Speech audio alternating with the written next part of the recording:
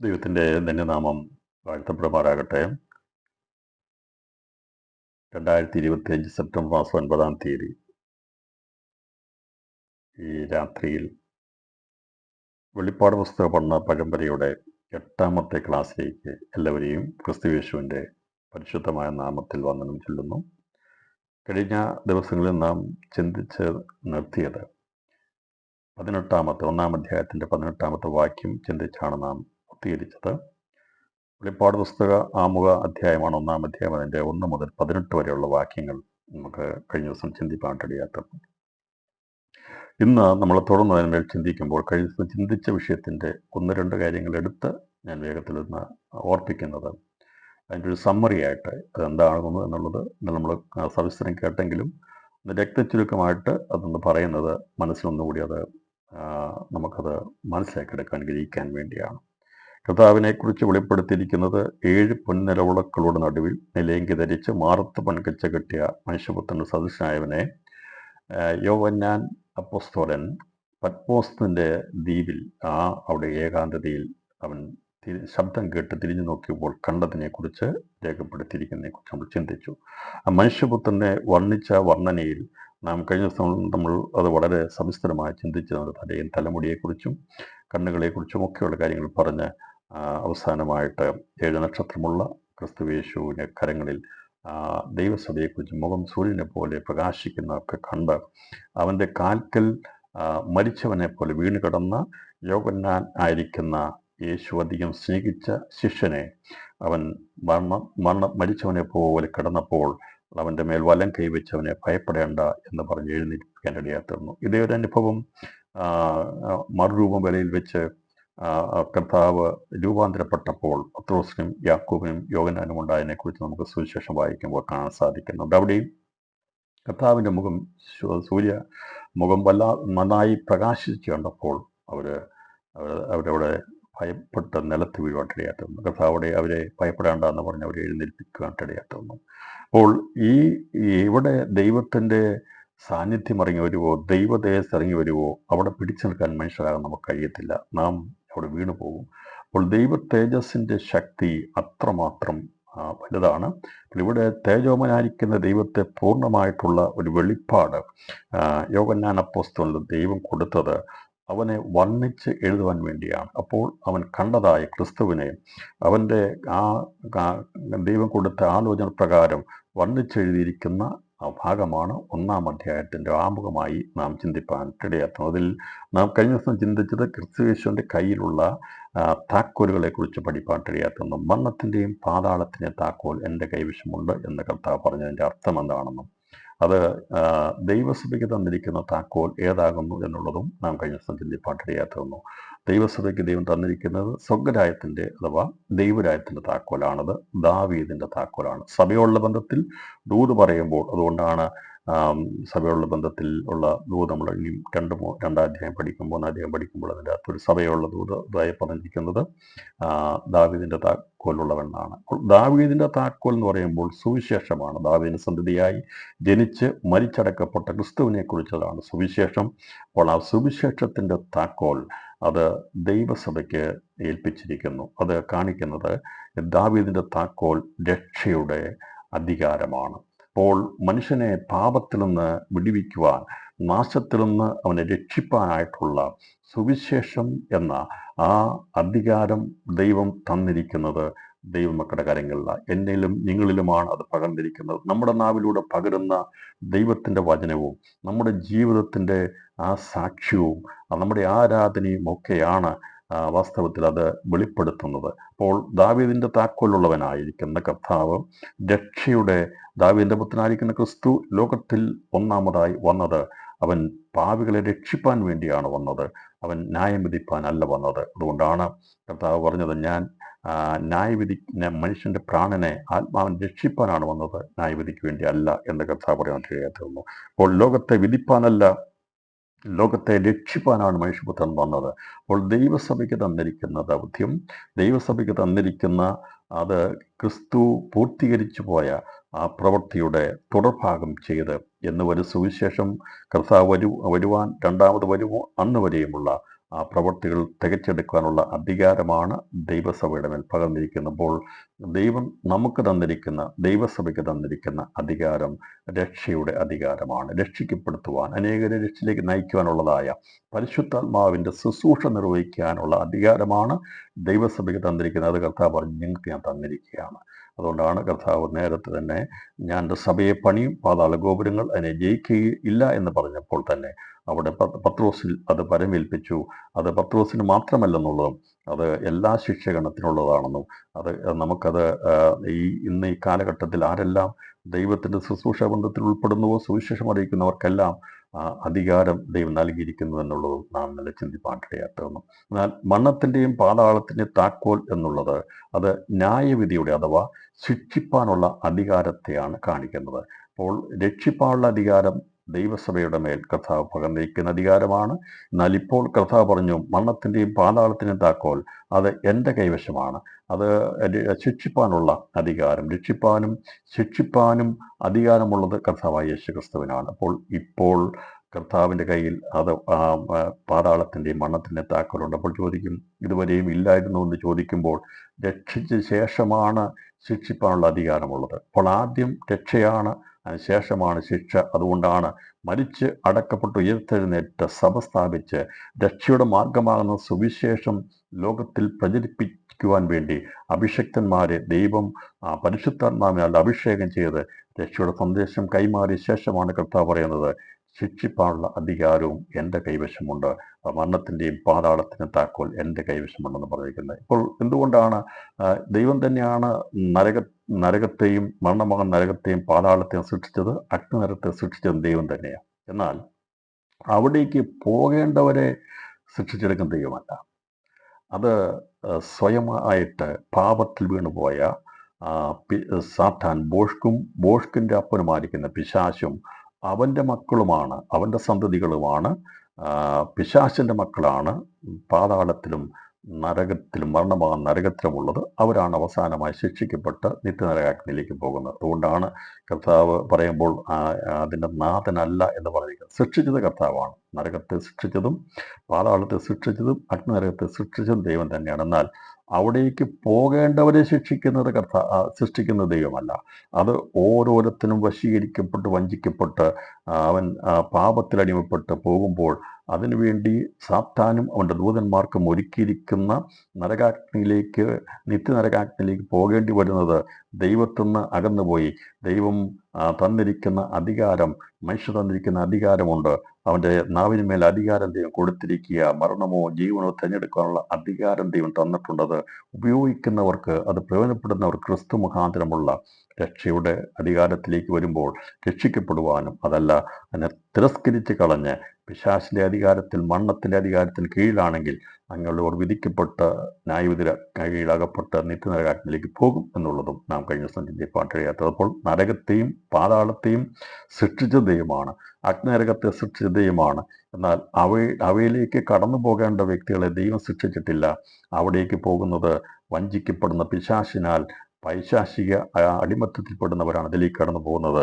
ദൈവത്തിൻ്റെ കൃപയാൽ രക്ഷയുടെ സന്ദേശമാകുന്ന സുവിശേഷം മുഖാന്തരമായി, ദൈവം ഏൽപ്പിച്ചിരിക്കുന്ന ദാവീദിൻ്റെ താക്കോൽ മുഖാന്തരമായി നമുക്കേവർക്കും സുവിശേഷം മുഖാന്തരമായി രക്ഷ പ്രാപിപ്പാൻ ഇടയാറ്റുന്നതുകൊണ്ട് നാം ഭാഗ്യമുള്ളവരാണ്. ആ സന്ദേശമാണ് ദൈവസഭ കൈമാറിക്കൊണ്ടിരിക്കുന്നത്. എന്നാൽ അതിന് വിരുദ്ധമായി നിൽക്കുന്നവർ ന്യായം വിധിക്കും. അതിൻ്റെ അധികാരം ദൈവത്തിനുണ്ട് എന്നുള്ളതും, മരിച്ചവരോട് അവരെ രക്ഷപ്പെടുത്താൻ വേണ്ടിയുള്ള മാർഗം ദൈവസഭയ്ക്ക് തന്നിട്ടില്ല. ജീവനോടിരിക്കുന്നവർക്ക് വേണ്ടി നാം അഭയാചന കഴിക്കുകയും പ്രാർത്ഥിക്കുകയും സുവിശേഷം അറിയിക്കുകയും ചെയ്യേണ്ട ഒരു മനുഷ്യൻ കണ്ണടഞ്ഞു കഴിഞ്ഞാൽ പിന്നീട് അവനെ അവിടെ നിന്ന് അവൻ പോകുന്ന അവസ്ഥയിൽ നിന്ന് ഒരു വ്യക്തിക്കും രക്ഷിക്കാൻ കഴിയത്തില്ല. അത് അവന് പോലും കഴിയത്തില്ല, മറ്റാർക്കും കഴിയത്തില്ല. അതുകൊണ്ടാണ് രക്ഷയുടെ സന്ദേശം ജീവനോടിരിക്കുമ്പോൾ നാം അറിയിക്കുകയും രക്ഷിക്കപ്പെടണമെന്ന് ജഡത്തിലിരിക്കുമ്പോൾ വഴി തിരഞ്ഞെടുക്കണമെന്ന് എല്ലാവരെയും ഓർപ്പിക്കുകയും ചെയ്യുന്നതെന്നാണ് കഴിഞ്ഞ നമ്മൾ എത്തിപ്പാനായിട്ട് ഇടയാത്തത്. ഇപ്പോൾ ഇത്രയും കാര്യങ്ങൾ മനസ്സിലായെങ്കിൽ ഈ എന്താണ് താക്കോലുകളുടെ വ്യത്യാസമെന്നും, ദാവീദിൻ്റെ താക്കോൽ എന്താണ്, സ്വർഗ്ഗരാജ്യത്തിൻ്റെ താക്കോൽ ദാവീദിൻ്റെ താക്കോലാണെന്നുള്ളത് മനസ്സിലാക്കി. അതുപോലെ തന്നെ പാതാളത്തിൻ്റെയും മരണത്തിൻ്റെയും താക്കോൽ അത് ന്യായവിധിയുടെ ആണ്. അവിടേക്ക് ചെല്ലുന്നവർ നിത്യനരകാഗ്നിയിലേക്ക് പോകേണ്ടവരാണ്. അവരെ സൃഷ്ടിക്കുന്ന ദൈവമല്ല, അത് പിശാചിനാൽ ഉത്ഭവിച്ച അവൻ്റെ സന്തതികളാകുന്നവരെയാണ് അവിടെയുള്ളത്. അവരെ ന്യായം വിധിച്ച് നിത്യനരകത്തിൽ തള്ളിക്കളയുന്നത് നമ്മുടെ കർത്താവായ യേശുക്രിസ്തു തന്നെയാണ്. ഇപ്പോൾ യേശുക്രിസ്തുവിലുള്ള അധികാരം, അവൻ എന്തെല്ലാം അധികാരമുണ്ടോ ആ അധികാരമെല്ലാം നമുക്കുമുള്ളതാണ്. ഭൂമിയിൽ നമ്മൾ ജീവനോടിരിക്കുമ്പോൾ നമുക്ക് ശിക്ഷിപ്പാനുള്ള അധികാരമില്ല, ന്യായവിധിയുടെ അധികാരമില്ല. എന്നാൽ കുഞ്ഞാടിനോടുകൂടെ വിവാഹത്തിന് ശേഷമായി അവനോട് നാം ചേർന്ന് കഴിയുമ്പോൾ പിന്നീട് യേശുക്രിസ്തുവുള്ള സകല അധികാരത്തിനും നാം യോഗ്യരായിത്തീരും. അതുകൊണ്ടാണ് ന്യായവിധിയുടെ അധികാരം 20-ാം അധ്യായത്തിൽ, വെളിപ്പാട് 20-ാം അധ്യായത്തിൽ ലഭിക്കുന്നതിനെ കുറിച്ച് നാം ചിന്തിച്ചത്. അപ്പോൾ കർത്താവായ ക്രിസ്തുവിന് എന്തെല്ലാം ഉണ്ടോ, ഒരു വിവാഹത്തിൽ ഒരു പുരുഷനോട് ഒരു സ്ത്രീ ചേർന്ന് കഴിയുമ്പോൾ പുരുഷന് ഉള്ള സകലത്തിനും അവൾ അവകാശിയാകുന്നത് പോലെ ദൈവത്തോട് നാം ചേർന്ന് കഴിയുമ്പോൾ അവനുള്ള സകല അധികാരം നമുക്ക് ലഭിക്കുന്നതുകൊണ്ടാണ് നാം ലോകത്തെ വിധിക്കുവാനും നാം ഇസ്രായേലിനെ വിധിക്കുന്നവരോട് കൂടെ നാമും കാണും, അതുപോലെ ദൂതന്മാരെ വിധിക്കുമെന്നൊക്കെ പറഞ്ഞിരിക്കുന്ന വിധിയും ദൈവം നമുക്ക് തന്നിട്ടുണ്ട്. എന്നാൽ ഇപ്പോൾ നമുക്ക് തന്നിരിക്കുന്നത് സുവിശേഷമാകുന്ന സ്വർഗ്ഗരാജ്യത്തിൻ്റെ താക്കോലാണ്. എന്നാൽ ന്യായവിധി അധികാരം പിതാവാം ദൈവം പുത്രന് കൊടുത്തിരിക്കുന്നു. ആ അധികാരം ദൈവമായ കർത്താവ് നമുക്കും നൽകും. അത് നാം കർത്താവോട് ചേർന്ന് കഴിയുമ്പോൾ ആകുന്നു എന്നുള്ളതാണ് നാം കഴിഞ്ഞ ദിവസം പഠിച്ചതിൻ്റെ ചുരുക്കം. തുടർന്ന് നമ്മൾ ചിന്തിക്കുന്നത് ഈ പുസ്തകത്തിൻ്റെ നമ്മൾ വെളിപ്പാട് പുസ്തക പഠനത്തിനായി നാം എടുത്ത പ്രവചന പുസ്തകത്തിൻ്റെ പഠനത്തിനായി നാം എടുത്തത് 1-ാം അധ്യായം 19-ാം വാക്യമായിരുന്നു. അതിൽ നീ കണ്ടതും ഇപ്പോഴുള്ളതും മേലാൽ സംഭവിക്കാനുള്ളതിനെ കുറിച്ച് പറഞ്ഞ ആ വചനത്തിൻ്റെ അടിസ്ഥാനത്തിലാണ് നാം ഈ അധ്യായത്തെ, ഈ വെളിപ്പാട് പുസ്തകത്തെ 3ആയിട്ട് തരംതിരിച്ച് പഠിച്ചുകൊണ്ടിരിക്കുന്നത്.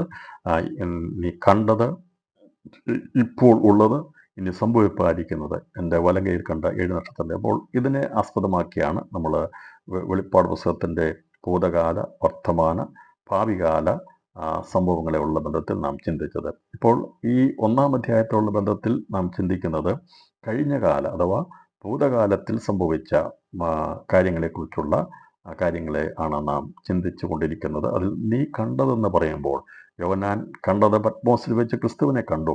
എന്നാൽ അത് മാത്രമല്ല അവൻ കണ്ടത്. അവൻ തിരിഞ്ഞു നോട്ടത്തിൽ അവൻ കണ്ട 6 കാര്യങ്ങളെ കൂടി വേഗത്തിൽ നാം ചിന്തിച്ച് ഈ ആമുഖ അധ്യായത്തിൻ്റെ പഠനം പൂർത്തീകരിക്കാനാണ് കർത്താവിൽ താല്പര്യപ്പെടുന്നത്. എന്താണ് യോഹന്നാൻ ദർശിച്ചത്? അവൻ ആകെ 7 കാര്യങ്ങൾക്കാണ് സാക്ഷ്യം വഹിച്ചത്. പ്രധാനമായിട്ടും 7 കാര്യങ്ങൾക്ക് വേണ്ടിയാണ്. അതിൽ അവസാനത്തെ അവൻ കണ്ടത് പത്മോസ് വെളിപ്പെട്ട മനുഷ്യത്വ സദൃശനായ ക്രിസ്തുയേശുവിനെ അവൻ കാണുമ്പോൾ അവൻ എന്തെല്ലാം അതിന് പിമ്പിൽ കണ്ടിരിക്കുന്നു, അതിന് മുമ്പ് അവൻ കണ്ടു എന്നുള്ളതിനെ കുറിച്ചാണ് ഗലീല മുതൽ പത്മോസ് വരെ എന്നുള്ള വിഷയത്തോട് ബന്ധത്തിൽ നാം 1-ാം അധ്യായത്തെ, ആമുഖ അധ്യായത്തെ പഠിച്ചുകൊണ്ടിരിക്കുന്നത്. അപ്പോൾ ഗലീല മുതൽ പത്മോസ് വരെയുള്ളതിൽ പത്മോസിൽ വെച്ച് കണ്ടതിനെക്കുറിച്ച് നമുക്കത് കാര്യങ്ങൾ മനസ്സിലായി. അതേക്കുറിച്ചാണ് കൂടുതൽ വിവരണം കൊടുത്തിരിക്കുന്നെങ്കിൽ ഈ അതിൻ്റെ പ്രധാനപ്പെട്ട ഭാഗങ്ങൾ കർത്താവ് വന്നതിനെക്കുറിച്ചും രക്ഷകനെക്കുറിച്ചുള്ള കാര്യങ്ങൾ ഇതിനകത്ത് രേഖപ്പെടുത്തിയിട്ടുണ്ട്. അപ്പോൾ അതിൻ്റെ ഒരു തിരിഞ്ഞുനോട്ടമാണ് നാം ചിന്തിക്കുന്നത്. അപ്പോൾ അത് ഗലീല മുതൽ ഒലിവ് മല വരെയുള്ള 6 സംഭവങ്ങളെക്കുറിച്ചുള്ള വിഷയങ്ങൾ നാം ചിന്തിച്ചിട്ട് 7-ാമത്തെ വിഷയമാകുന്ന ഒലിവ് മലയിൽ നിന്ന് കർത്താവ് സ്വർഗ്ഗാരോഹണം ചെയ്തിട്ട് വീണ്ടും പത്മോസിൽ വരുന്ന വിഷയം യോഹന്നാന് പ്രത്യക്ഷപ്പെടുക കൂടിയാകുമ്പോൾ ഗലീല മുതൽ പത്മോസ് വരെ എന്നുള്ള വിഷയം ആമുഖ അധ്യായത്തിലുള്ള ബന്ധത്തിൽ പഠിച്ചു തീരുവാൻ കഴിയും. ഇത് അറിയാവുന്നത് കൊണ്ട് നമുക്കത് അറിയാവുന്നുണ്ടെന്ന് ഓർഡറിലൊന്ന് ക്രമീകരിച്ച് എന്തൊക്കെയാണ് യോഹന്നാൻ കണ്ടത്, മറ്റ് ശിഷ്യന്മാർ കണ്ടത് എന്തൊക്കെയാണ്, ആരൊക്കെ എന്തൊക്കെ കാര്യങ്ങൾക്ക് സാക്ഷ്യം വഹിച്ചു, എല്ലാവരും എല്ലാറ്റിനും സാക്ഷ്യം വഹിച്ചിട്ടില്ല. ഇതിനകത്ത് നമ്മൾ 7 കാര്യങ്ങളെക്കുറിച്ച് ചിന്തിക്കുമ്പോൾ, യോഹന്നാൻ കണ്ടതിനുള്ള ബന്ധത്തിൽ നാം ചിന്തിക്കുമ്പോൾ 7 സുപ്രധാന കാര്യങ്ങൾക്കാണ് യോഹന്നാൻ സാക്ഷ്യം വഹിച്ചത്. എന്നാൽ 5 കാര്യങ്ങൾക്ക് മാത്രമേ പത്രോസും യാക്കോബും സാക്ഷ്യം വഹിച്ചുള്ളൂ. 4 കാര്യങ്ങൾക്ക് മാത്രമേ മറ്റ് ശിഷ്യന്മാർ സാക്ഷ്യം വഹിച്ചുള്ളൂ. എന്നാൽ യോഹന്നാൻ 7 മഹാസംഭവങ്ങൾക്ക് സാക്ഷ്യം വഹിച്ചവനാണ്. ഇപ്പം എന്തൊക്കെയാണ് യോഹന്നാൻ ദർശിച്ചത്, എന്തൊക്കെയാണ് എല്ലാ ശിഷ്യന്മാരും സാക്ഷ്യമായിട്ട് അവർ കണ്ടത്, അതുപോലെ തന്നെ പത്രോസും യാക്കോവും മറ്റു ശിഷ്യന്മാരിൽ നിന്നും വ്യത്യസ്തമായിട്ട് എന്തിനു സാക്ഷ്യം വഹിച്ചു എന്നുള്ളതിനെ ഒരു വളരെ വേഗത്തിൽ നമുക്ക് മനസ്സിലാക്കിയെടുക്കാനായിട്ട് സാധിക്കാൻ വേണ്ടി ഞാൻ വേഗത്തിൽ ആ ഭാഗമെടുക്കാൻ കർത്താവിൽ താല്പര്യപ്പെടുകയാണ്. യേശുവിൻ്റെ എല്ലാ ശിഷ്യന്മാരും കണ്ടിട്ടുള്ളത് നാല് കാര്യങ്ങളാണ്. ഒന്ന്, യേശു ജഡത്തിൽ പ്രത്യക്ഷപ്പെട്ടതിന് ശിഷ്യന്മാർ എല്ലാവരും അവർ ദൃക്സാക്ഷികളാണ്. അവർ കണ്ടതാണ്. യേശു ക്രിസ്തു സാക്ഷാൽ ദൈവമായിരിക്കുന്നവൻ മനുഷ്യപുത്രനായി ലോകത്തിൽ പ്രത്യക്ഷപ്പെട്ടതെന്നുള്ള എല്ലാ ശിഷ്യന്മാരും അത് കണ്ടതാണ്. അതിനവർ സാക്ഷ്യം പറയുന്നവരാണ്. രണ്ടാമത്, യേശുവിൻ്റെ പ്രവൃത്തികൾക്ക് എല്ലാ ശിഷ്യന്മാരും അത് പ്രവൃത്തികൾക്ക് സാക്ഷ്യം അവർ പങ്കാളികളായിട്ട് അവർ കണ്ടിട്ടുള്ളതാണ്, ദൃക്സാക്ഷികളാണ്. അതിൻ്റെ മൂന്നാമത് കാര്യം, യേശുവിൻ്റെ പുനരുത്ഥാനത്തിന് എല്ലാ ശിഷ്യന്മാരും സാക്ഷ്യങ്ങളായിത്തീരുവാൻ ഇടയായിരുന്നു.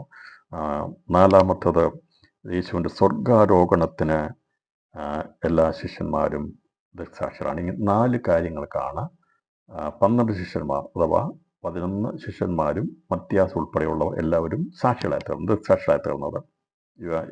യൂദ യേശുവിനെ ഒറ്റിക്കൊടുത്ത് അവൻ ലോകത്തുനിന്ന് അവൻ അപ്പോസ്തലൻ തള്ളപ്പെട്ടു പോയി. അവൻ തലകീഴായും മരിച്ച് അവൻ്റെ അധ്യക്ഷ സ്ഥാനം നഷ്ടപ്പെടുത്തി കളഞ്ഞു. അതിന് പകരമായി മത്യാസിനെ എടുത്തു. ഞാൻ പറഞ്ഞത് 12 അപ്പോസ്തലന്മാരെ തിരഞ്ഞെടുത്തതിൽ ഈ 12 പേരും കണ്ട 4 സംഭവങ്ങൾ ഒന്നുകൂടി ഞാൻ വേഗത്തിൽ പറയാം. യേശു ജഡത്തിൽ പ്രത്യക്ഷപ്പെട്ടതിന്, യേശുവിൻ്റെ പ്രവൃത്തികൾക്ക്, യേശുവിൻ്റെ പുനരുത്ഥാനത്തിന്, യേശുവിൻ്റെ സ്വർഗാരോഹണത്തിന്, ഈ 4 സംഭവങ്ങൾക്ക് എല്ലാ 12 ശിഷ്യന്മാരും ദൃക്സാക്ഷികളായിത്തീരുമ്പോൾ യേശുവിൻ്റെ മറുരൂപമലയിലെ രൂപാന്തരത്തിന് 3 പേരാണ് ദൃക്സാക്ഷികളായി തീർന്നത്. അത് പത്രോസും യാക്കോബും യോഹന്നാനുമാണ്. അവർ സഭയുടെ തൂണുകളായിട്ടാണ് എണ്ണപ്പെടുന്നത്. സഭയുടെ തൂണുകളായിരിക്കുന്ന പത്രോസും യാക്കോബും യോഹന്നാനും. അപ്പോൾ നമുക്ക് പഠിക്കുമ്പോൾ 4 സംഭവങ്ങൾ കൂടാതെ 5 കാര്യങ്ങൾക്ക് സാക്ഷ്യം വഹിച്ചതിൽ പത്രോസും യാക്കോബും ഉൾപ്പെടുന്നു. 4 കാര്യങ്ങൾക്ക് ബാക്കിയുള്ള ശിഷ്യന്മാർ അഥവാ അവിടെ നമ്മൾ കാണുമ്പോൾ 9 ശിഷ്യന്മാർ അതിന് സാക്ഷ്യം വഹിക്കുമ്പോൾ പത്രോസും യാക്കോബും 5 കാര്യങ്ങൾക്ക് സാക്ഷ്യം വഹിക്കുന്നു. എന്നാൽ യോഹന്നാൻ സ്നാപകൻ ഈ ശിഷ്യന്മാരിൽ നിന്നെല്ലാം വ്യത്യസ്തനായിട്ട് അവൻ കാണുന്നത് പത്രോസും യാക്കോബും കാണാതിരുന്ന 2 കാര്യങ്ങൾക്ക് അവൻ സാക്ഷ്യം വഹിച്ചത്. ഒന്ന്, യേശുവിൻ്റെ ക്രൂശിൻ്റെ മരണത്തിന്, യേശുവിൻ്റെ അവസാന ശുശ്രൂഷ, അവൻ്റെ വിലാപ്പുറത്തുനിന്ന് രക്തമൊഴുകിയത്, മരിച്ചു കഴിഞ്ഞിട്ട് യേശു സകലവും നിവൃത്തിയായെന്ന് പറഞ്ഞ ശേഷമായി പടയാളി കുന്തം കൊണ്ട് അവൻ്റെ വിലാപ്പുറത്ത് കുത്തിയപ്പോൾ രക്തവും വെള്ളവും ഒഴുകുന്നത് കണ്ട് സാക്ഷ്യമെഴുതുവാൻ അവൻ്റെ കണ്ണുകൾ അവിടെ ഉണ്ടായിരുന്നു. അപ്പോൾ മറ്റുള്ള ശിഷ്യന്മാരിൽ നിന്ന് വ്യത്യസ്തനായി 6ാമതായി യോഹന്നാൻ ദർശിച്ചത് ക്രിസ്തുവിൻ്റെ മരണത്തിനാണ്. 7ാമതായിട്ടുള്ളത് പത്മോസിൽ മഹത്വപൂർണ്ണായിത്തീർന്ന ക്രിസ്തുവിനെ കാണാൻ സാധിച്ചു. ഇത്രയും കാര്യങ്ങളാണ് കണ്ടത് എന്നുള്ളതിനുള്ള ബന്ധത്തിൽ നമുക്ക് പഠിക്കാൻ സാധിക്കുന്നത്. ഇപ്പോൾ എന്തൊക്കെയാണ് കണ്ടത്?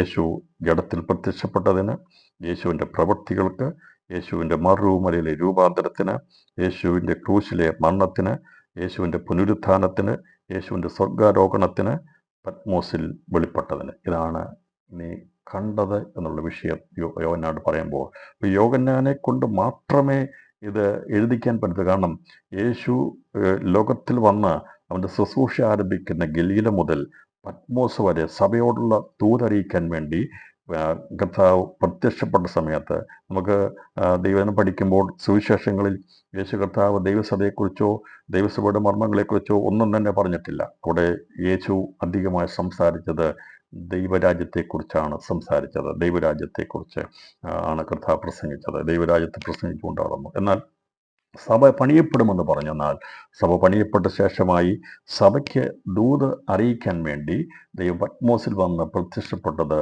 യോഹന്നാനാണ്. അപ്പോൾ ക്രിസ്തുയേശുവിൽ എല്ലാം തികഞ്ഞതായി കണ്ടെന്ന് പറഞ്ഞാൽ യേശു ഗലീലയിൽ വന്നത് മുതൽ, ഗലീലയിൽ തൻ്റെ ശുശ്രൂഷ ആരംഭിച്ചത് മുതൽ, 30ാമത്തെ വയസ്സിൽ ശുശ്രൂഷ ആരംഭിക്കുന്നത് മുതൽ 3.5 വർഷം കൊണ്ട് അത് പൂർത്തീകരിച്ച് ഒലിവുമലയിൽ നിന്ന് എടുക്കപ്പെടുന്നതിന് വരെ 6 സംഭവങ്ങൾക്ക് അവൻ ദൃക്സാക്ഷിയായെങ്കിൽ 7ാമത്തേനും ദൃക്സാക്ഷിയായപ്പോൾ സമ്പൂർണ്ണമായിരിക്കുന്ന ക്രിസ്തുവിൻ്റെ ശുശ്രൂഷയെക്കുറിച്ചും യേശു ക്രിസ്തു സഭയോട് സംസാരിക്കുന്നതിനെക്കുറിച്ചുമുള്ള യഥാർത്ഥമായ കാഴ്ചപ്പാട് വെളിപ്പെടുത്തുവാനുള്ള മഹാഭാഗ്യം ലഭിച്ചത് അപ്പോസ്തലനായ യോഹന്നാനാണ്. അതുകൊണ്ടാണ് എന്നോട് പറഞ്ഞത് നീ കണ്ടത്. പത്രോസിനോട് പറഞ്ഞാൽ പത്രോസിന് എല്ലാം എഴുതാൻ പറ്റത്തില്ല. കാരണം പത്രോസ് ക്രൂശിലെ ക്രിസ്തുവിൻ്റെ മരണത്തിന് അവൻ സാക്ഷിയല്ല. യാക്കോബോട് പറഞ്ഞാൽ യാക്കോബ് അതിനു മുമ്പ് മരിച്ചുപോയി. അവനും പറ്റത്തില്ല ഇത് എഴുതാനായിട്ട്. വേറെ കർത്താവിൻ്റെ ഏതെങ്കിലും ശിഷ്യന്മാരോട് പറഞ്ഞാൽ മത്തായിയോ മർക്കോസോ അല്ലെങ്കിൽ ആരോടെങ്കിലും തോമസിനോടൊക്കെ പറഞ്ഞു കഴിഞ്ഞാൽ അവർ 4 സംഭവങ്ങൾക്ക് അവർക്ക് എഴുതാൻ പറ്റുള്ളൂ. അപ്പോൾ ആരാണോ മുഴുവനും കണ്ടത് അവനെ കൊണ്ട് തന്നെ വെളിപ്പാട് പുസ്തകം എഴുതിക്കണമെന്നുള്ളത് സ്വർഗത്തിൻ്റെ നിയോഗമായിരുന്നു എന്നുള്ളതിൻ്റെ കാരണം എന്താണെന്ന് ഇന്ന് രാത്രിയിൽ മനസ്സിലായെന്ന് ഞാൻ വിശ്വസിക്കുന്നു. അപ്പോൾ യോഹന്നാൻ കണ്ട 7 കാര്യങ്ങളിൽ ഒരു കാര്യമാണ് നാം പഠിച്ചു തീർന്നത്. 6 കാര്യങ്ങളെക്കുറിച്ചുള്ള ഒരു തിരിഞ്ഞു നോട്ടം വേഗത്തിൽ നടത്തി നമുക്ക് ഈ 1-ാം അധ്യായത്തിൻ്റെ പഠനം പൂർത്തീകരിക്കാൻ കർത്താവിൽ നാം താല്പര്യപ്പെടുന്നു. അപ്പോൾ ഇവിടെ രേഖപ്പെടുത്തിയതിൽ പ്രധാനമായിട്ടുള്ള കാര്യങ്ങൾ ഞാൻ പറഞ്ഞു കഴിഞ്ഞു. അതിൻ്റെ ഒരു ചെറു വിശദീകരണം മാത്രമേ ഇന്ന് രാത്രി നൽകുവാൻ ആഗ്രഹിക്കുന്നുള്ളൂ. യേശു ജഡത്തിൽ പ്രത്യക്ഷപ്പെട്ടതിന് ഞാൻ പറഞ്ഞല്ലോ അവർ സാക്ഷ്യം വഹിച്ചു. യോഹന്നാൻ സുവിശേഷം 1-ാം അധ്യായം 14-ാം വാക്യത്തിൽ യോഹന്നാൻ രേഖപ്പെടുത്തി വചനം ജഡമായി തീർന്നു, കൃപയും സത്യവും നിറഞ്ഞവനായി നമ്മുടെ ഇടയിൽ പാർത്തു. ഞങ്ങൾ അവൻ്റെ തേജസ് പിതാവിൽ നിന്ന് ഏകജാതനായവൻ്റെ തേജസ്സായി കണ്ടു. അപ്പോൾ യോഹന്നാൻ കണ്ടത് ഞങ്ങൾ അവൻ്റെ തേജസ് പിതാവിൽ നിന്ന് ഏകജാതനായവൻ്റെ തേജസ്സായി കണ്ടു. കണ്ടു. അപ്പോൾ 2 പത്രോസിൻ്റെ ലേഖനത്തിൽ 1-ാം അധ്യായം 16-18 വാക്യങ്ങൾ വായിക്കുമ്പോൾ ഈ അവൻ്റെ തേജസ് ഞങ്ങൾ കണ്ടു എന്ന് പറയുമ്പോൾ 3 പേരെ കുറിച്ചാണ് പറഞ്ഞിരിക്കുന്നത്. അപ്പോൾ 3 പേര് കണ്ടതിനെ കുറിച്ച് അവിടെ രേഖപ്പെടുത്തിയിരിക്കുന്നതാണ്. ഇവിടെ രേഖപ്പെടുത്തേണ്ട എൻ്റെ 1-ാം അധ്യായത്തിൽ ഇവിടെ 16-ാം അധ്യായം 2 പത്രോസിൻ്റെ ലേഖനം 1-ാം അധ്യായം 16-17 വാക്യങ്ങൾ പറഞ്ഞിരിക്കുന്നത് ഞങ്ങൾ നമ്മുടെ കർത്താവായ യേശുക്രിസ്തുവിൻ്റെ ശക്തിയും പ്രത്യക്ഷതയും നിങ്ങളോട് അറിയിച്ചത് നിർമ്മിത കഥകളെ പ്രമാണിച്ചിട്ടല്ല എന്ന് പറഞ്ഞാൽ യേശുക്രിസ്തുവിൻ്റെ ശക്തി, അവൻ്റെ പുനരുത്ഥാനത്തിൻ്റെ ശക്തി, മരണത്തെ ജയിച്ചുയർത്തെഴുന്നേറ്റ ക്രിസ്തുവിൻ്റെ ശക്തി എന്താണെന്ന് അവർ പറയുകയാണ്. ഞങ്ങൾ ഏതെങ്കിലും കഥകൾ രചിച്ചവരല്ല, ഞങ്ങൾ കണ്ടവരാണ്. അതുമാത്രമല്ല അവൻ്റെ പുനരുത്ഥാനത്തിൽ ശക്തി, അവൻ്റെ ശക്തിയും പ്രത്യക്ഷതയും, അവൻ പ്രത്യക്ഷപ്പെട്ടതും നിങ്ങളോട് അറിയിച്ചത്. അപ്പോൾ യേശു അവൻ്റെ മരണത്തെ അവൻ ജയിച്ചുയർത്തെഴുന്നേറ്റ് അവനവർക്ക് പ്രത്യക്ഷപ്പെട്ടു. അത് നിങ്ങളോട് അറിയിച്ചത് നിർമ്മിത കഥകളെ പ്രമാണിച്ചിട്ടല്ല. ഏതെങ്കിലും ആൾക്കാർ കൂടിയിരുന്ന് എഴുതിയ ഒരു കഥകളല്ലിത്. എന്നാൽ ലോകസ്ഥാപനത്തിന് മുമ്പ് ദൈവം മാനവവംശത്തിന് വേണ്ടി കരുതി വെച്ചിരിക്കുന്ന കാര്യങ്ങളുടെ യഥാർത്ഥമായ കാര്യങ്ങൾ ഞങ്ങൾ കണ്ടു എന്നാണ് പത്രോസ് അപ്പോസ്തലനോട് രേഖപ്പെടുത്തിയിരിക്കുന്നത്. എന്നിട്ട് പറയുകയാണ് അവൻ്റെ മഹിമ കണ്ട സാക്ഷികളായി തീർന്നിട്ടത്രേ. ഇവൻ എൻ്റെ പ്രിയപുത്രൻ, ഇവങ്കൽ ഞാൻ പ്രസാദിച്ചിരിക്കുന്നു എന്നുള്ള ശബ്ദം അതിശ്രേഷ്ഠമായ തേജസ്സിൽ നിന്ന് വന്നപ്പോൾ പിതാവായ ദൈവത്താൽ അവന് മാനവും തേജസ് ലഭിച്ചു. അപ്പോൾ യേശുക്രിസ്തു സകല മാനവും തേജസ്സും ഒഴിച്ചു വെച്ച് മനുഷ്യവേഷത്തിൽ വന്നു കഴിഞ്ഞപ്പോൾ ഈ സഭയുടെ തൂണുകളായിരിക്കുന്നവർക്ക് വേണ്ടിയും ഈ ന്യായപ്രമാണത്തിൻ്റെ ആദ്യ അവസാന പ്രവാചകന്മാരായിരിക്കുന്ന മോശയ്ക്കും ഏലിയാവിനും അഥവാ യോഹന്നാൻ, മോശയ്ക്കും സ്നാപക യോഹന്നാനും. അപ്പോൾ മോശയും ഏലിയാവും അവിടെ പ്രത്യക്ഷപ്പെട്ടു.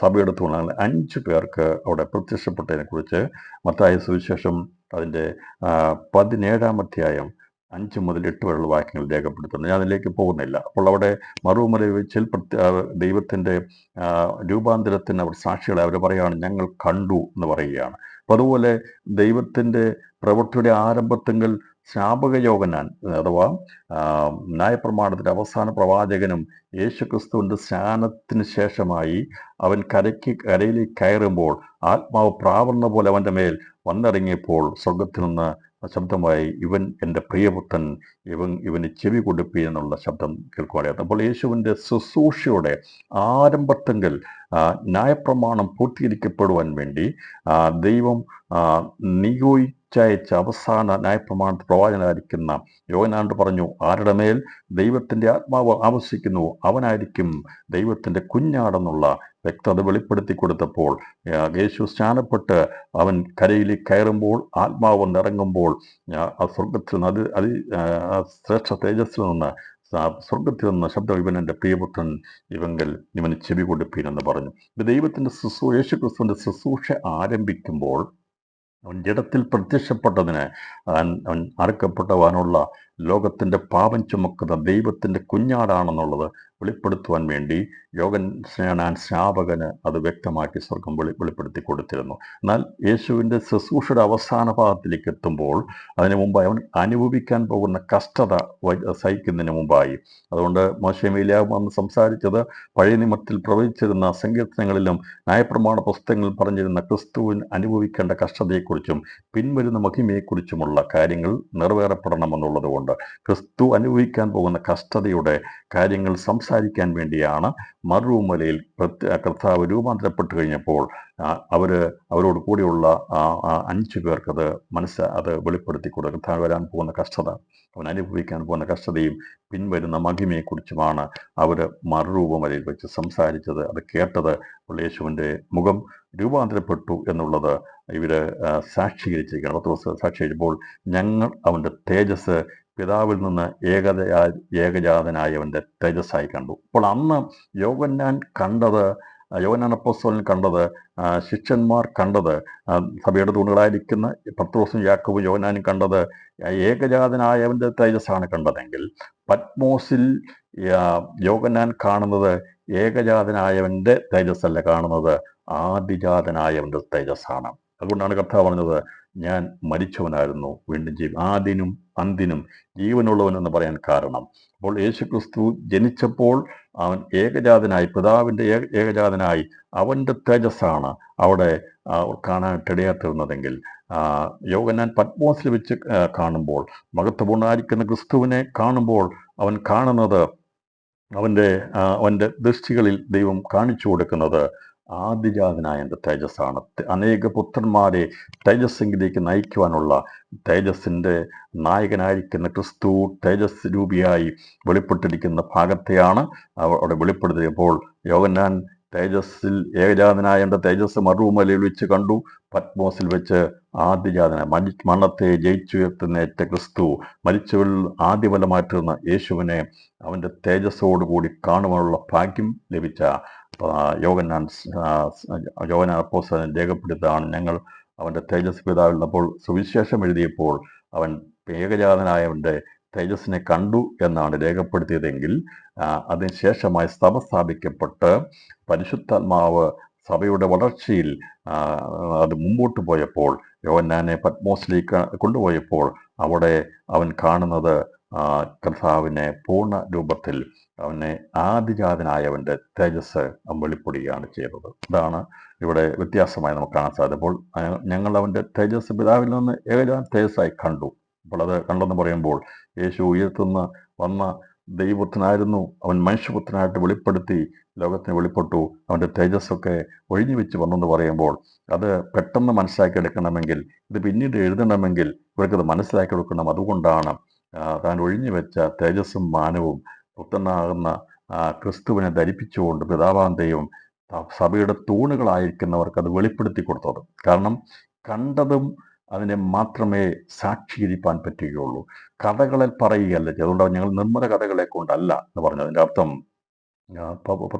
പത്രോസും പിന്നീട് യാക്കോബും യോഹന്നാനും അവരൊക്കെ സുവിശേഷം അറിയിക്കുമ്പോൾ അവർ പറയുന്നത്, തേജസ്സില്ലാതെ ലോകത്തിൽ വന്ന ക്രിസ്തു സാക്ഷാൽ അവൻ ദൈവമാണ്, ദൈവപുത്രനാണ്, അവൻ തേജസ്രൂപിയാണ് എന്നുള്ളത് ഞങ്ങൾ കണ്ടതാണ്. അതുകൊണ്ട് പറഞ്ഞത് നിർമ്മത കഥകളല്ല, അവൻ സാക്ഷാൽ ദൈവമാണെന്നുള്ളത് ഞങ്ങളുടെ കണ്ണുകൾ കൊണ്ട് കണ്ടതാ. അവിടെ പറഞ്ഞത് നിർമ്മത കഥകളല്ല, പറയുകയല്ല ചെയ്തത്, ഞങ്ങളുടെ കണ്ണുകൊണ്ട് കണ്ടു. ഏകജാതനായവൻ്റെ തേജസ് കണ്ടു. ലോകത്തിൻ്റെ പാപത്തെ ചുമക്കുവാൻ വേണ്ടി ലോകത്തിൽ തേജസ് ഒഴിഞ്ഞു വെച്ച ക്രിസ്തു അവൻ്റെ മുഖം സൂര്യനെ പോലെ പ്രകാശിക്കുന്ന കണ്ടപ്പോൾ ഇവർക്കത് മനസ്സിലാക്കി കൊടുത്തു. നാളെ ഇത് നിങ്ങൾ പ്രസംഗിക്കേണ്ടതാണ്, നാളെ ഇത് എഴുതേണ്ടതാണ്. അത് കഥ കേട്ടിട്ടല്ല എഴുതേണ്ടത്, കണ്ടതാണ് എഴുതേണ്ടത്. ക്രിസ്തുവിനെ കുറിച്ചുള്ള സകല കാര്യങ്ങളും, ദൈവത്തിൽ മനുഷ്യനുള്ള ബന്ധത്തിൽ രേഖപ്പെടുത്തിയിരിക്കുന്ന സകല കാര്യങ്ങളും വെറും വാക്കുകൊണ്ടോ ശ്ലോകം ചൊല്ലി പോകുന്നതോ അല്ല. അത് യഥാർത്ഥമായി നടന്ന സംഭവങ്ങളെ കാണിച്ചു കൊടുത്തുകൊണ്ടാണ് എഴുതിയതെങ്കിൽ, അതതുപോലെ സംഭവിച്ചെങ്കിൽ ഇത് രേഖപ്പെടുത്തിയിരിക്കുന്ന ഓരോ വചനങ്ങളും വാക്കുകളും അതതിൻ്റെ സമയത്ത് അത് അത് പൂർത്തീകരിക്കപ്പെടുകയും ചെയ്യുമെന്നുള്ളതും ഇന്ന് രാത്രിയിൽ നിസ്സംശയം ഞാൻ ആത്മാവിൽ വിളിച്ചു പറയുകയാണ്. അപ്പോൾ അവർ പറഞ്ഞത്, ഞങ്ങൾ കഥ പറയുകയല്ല ചെയ്തത്, ഞങ്ങൾക്കത് വെളിപ്പെടുത്തി തന്നു. അവൻ തേജസ്സുള്ളവനായിരുന്നു, മാനമുള്ളവനാണെന്നുള്ളത്. രൂപാന്തരപ്പെട്ട് കഴിഞ്ഞപ്പോൾ മനസ്സിലായപ്പോൾ ഇവരവിടെ വീണ് കിടന്നിട്ട് എഴുന്നേറ്റിട്ട് തിരിച്ചു വരുമ്പോൾ അത് മറന്നു പോകത്തെ. കഥ പറഞ്ഞ്, ഞാൻ ഉയർത്തെഴുന്നേറ്റ ശേഷമേ മറ്റുള്ളവരോട് പറയാവുള്ളൂ എന്ന് പറഞ്ഞു. അതുകൊണ്ടാണ് പുനരുത്ഥാനത്തിന് ശേഷമായിട്ട് അവർക്ക് അത് വെളിപ്പെടുത്തി പിന്നീട് അവർ അതിൻ്റെ സാക്ഷ്യം പ്രസ്താവിപ്പാനിടയാത്തത്. അപ്പോൾ ഇത് കഥയല്ല, അവർക്ക് വെളിപ്പെടുത്തി കൊടുത്തതാണ് എന്നുള്ളത് സത്യമാണല്ലോ. അങ്ങനെ കർത്താവിന് ദൈവത്തിൻ്റെ വചനത്തിൽ എഴുതിയിരിക്കുന്ന എല്ലാ കാര്യങ്ങളും സംഭവിച്ചതും സംഭവിച്ചുകൊണ്ടിരിക്കുന്നതും സംഭവിക്കാനുള്ളതുമാകുന്നു. നമ്മുടെ കയ്യിൽ തന്നിരിക്കുന്ന ദൈവവചനം ഒരുപക്ഷെ ട്രാൻസ്ലേഷൻ വിഷയമോ മറ്റ് ഭാഷകളിലുള്ള വിഷയങ്ങളോ ഒക്കെ കാണുമായിരിക്കും. പക്ഷേ എൻ്റെ അടിസ്ഥാനപരമായിട്ടുള്ള ഒരു കാര്യത്തിനും മാറ്റമില്ല പ്രിയപ്പെട്ടവരെ. അത് നിങ്ങൾ ആംപ്ലിഫൈഡ് ബൈബിൾ വായിച്ചാലും സാധാരണ ബൈബിൾ വായിച്ചാലും ഇതിനകത്ത് എഴുതിയിരിക്കുന്ന കാര്യങ്ങളെല്ലാം ഒന്ന് തന്നെയാണ്. അതിൻ്റെ അടിസ്ഥാനപരമായ കാര്യങ്ങൾക്ക് മാറ്റം വരത്തില്ല. ഞാൻ പറഞ്ഞല്ലോ, വേണമെങ്കിൽ ഇംഗ്ലീഷിൻ്റെ ABCD ആയിട്ടുള്ള 26 അക്ഷരങ്ങൾ പഠിക്കാതെ ഇംഗ്ലീഷിൽ PhD എടുക്കാൻ പറ്റത്തില്ല. അടിസ്ഥാനങ്ങളെല്ലാം ഒന്ന് തന്നെയാണ്. പിന്നെ കൂടുതൽ പഠിക്കുകയോ കൂടുതൽ ആംപ്ലിഫൈഡോ മറ്റുള്ള ട്രാൻസ്ലേഷനോ ഒക്കെ എടുത്ത് പഠിക്കുന്ന ഓരോരുത്തരുടെ ഇഷ്ടം. പക്ഷേ കുളിപ്പിച്ച് കൊച്ചില്ലാതാകരുതെന്ന് പറയാനുള്ളൂ. അധികമായി പഠിപ്പിച്ച് പോയിട്ട് അവസാനം വിശ്വാസത്തിൽ നിന്ന് സ്ഥിരത ഉണ്ടാകാതെ, ഉള്ളതൊക്കെ അടിസ്ഥാനങ്ങൾ മറിഞ്ഞു പോകാതെ, ദൈവം തന്നിരിക്കുന്ന വചനം ഏത് ഭാഷയിലേക്കും ട്രാൻസ്ലേറ്റ് ചെയ്തിരിക്കുന്ന ദൈവത്തിൻ്റെ വചനം അതിൻ്റെ ആധികാരം നിലനിർത്തിയിട്ടുണ്ട്, അതിൻ്റെ അടിസ്ഥാനങ്ങൾ ഉണ്ട്. അതുകൊണ്ടാണ് ഈ വചനത്തിൽ പറഞ്ഞിരിക്കുന്ന ഒരു കാര്യങ്ങളും വള്ളിപുള്ളി തെറ്റാതെ നിവൃത്തിയിരിക്കപ്പെടും. അതിന് മാറ്റമില്ലാത്തതാണ്. ആരംഭം വിട്ടവൻ അത് അവസാനിപ്പിക്കും. അപ്പോൾ പറഞ്ഞ കാര്യങ്ങൾ പൂർത്തീകരിക്കപ്പെടാൻ പ്രവാചകന്മാർ പഴയ നിയമത്തിൽ പറഞ്ഞ സകല കാര്യങ്ങളും ക്രിസ്തുവിൽ നിവൃത്തിയിരിക്കപ്പെട്ടെങ്കിൽ അവിടെ പറഞ്ഞിരിക്കുന്ന കാര്യങ്ങൾ ഇനി നിവൃത്തിയിരിക്കപ്പെടുക തന്നെ ചെയ്യും. അത് വർത്തമാനകാലത്തിലും അത് വരുവാനുള്ള ഭാവി കാലത്തിലും നിറവേറപ്പെടും. അപ്പോൾ യേശു ക്രിസ്തു ജഡത്തിൽ പ്രത്യക്ഷപ്പെട്ടു. ഇത് വിഷയം എടുത്ത് സവിസ്തരമായി ചിന്തിപ്പാൻ ഞാൻ പോകുന്നില്ല. പോയി കഴിഞ്ഞാൽ നമ്മുടെ മുമ്പോട്ടുള്ള പഠനം ഞാൻ ഇന്നത് 1-ാം അധ്യായം പൂർത്തീകരിപ്പാൻ കർത്താവിൽ വേഗത്തിൽ താല്പര്യപ്പെടുകയാണ്. കാരണം ഇതിൻ്റെ മുഴുവനായിട്ടുള്ള ഒരു വിശദീകരണത്തിലേക്ക് പോയാൽ നമുക്ക് നിരവധി കാര്യങ്ങൾ ഇതിനകത്ത് എടുത്ത് ചിന്തിപ്പാനുണ്ട്. ഞങ്ങൾക്കറിയാമല്ലോ, ഈ വിഷയം അറിയാവുന്നതുകൊണ്ട് ഞാൻ അതിലേക്ക് പോകാൻ ആഗ്രഹിക്കുന്നില്ല. അപ്പോൾ ഇത് കന്യകാ ജനനത്തിലൂടെയാണ് യേശു ജനിച്ചതെന്നുള്ളത് എല്ലാവർക്കും അറിയാം. അത് ഏദനിൽ മനുഷ്യൻ പാപം ചെയ്തു കഴിഞ്ഞപ്പോൾ മനുഷ്യവംശത്തിൻ്റെ രക്ഷകനായി ഒരുവൻ വരും, അവൻ സ്ത്രീയുടെ സന്തതിയായി ജനിക്കും എന്നുള്ളത് വെളിപ്പെടുത്തിയിരുന്നപ്പോൾ സ്ത്രീ എന്നുള്ളത് കന്യകയാണെന്നുള്ളതും അതാണ് യേശു ക്രിസ്തു ജനിച്ചപ്പോൾ അവളിൽ നിന്ന് യേശു ജനിച്ചു എന്ന് രേഖപ്പെടുത്തിയിരിക്കുന്നത്. അപ്പോൾ മറിയയിൽ നിന്ന്, അവളിൽ നിന്നാണ് ക്രിസ്തു ജനിച്ചതെന്ന് മത്തായി സുവിശേഷം 1-ാം അധ്യായത്തിൽ അപ്പോൾ അവളിൽ നിന്ന് ക്രിസ്തു ജനിച്ചു. അപ്പോൾ സാധാരണ എല്ലാ ജീനിയോളജിയും എല്ലാ പരമ്പര വംശാവലി എഴുതി വരുമ്പോൾ അബ്രഹാം ജനിപ്പിച്ചു, യാക്കോബ്, ഇസ്ഹാക്ക്, യാക്കോബ് എന്നൊക്കെ പറഞ്ഞ് വന്നിട്ട് അവസാനം മത്തായി സുവിശേഷം 1-ാം അധ്യായത്തിൽ പറയാണ് ജോസഫിൻ്റെ ഭാര്യ, എന്നിട്ട് പറയാണ് അവളിൽ നിന്ന് യേശു ജനിച്ചു. അപ്പോൾ യേശു ജനിച്ചത് സ്ത്രീയുടെ സന്തതിയാണ്.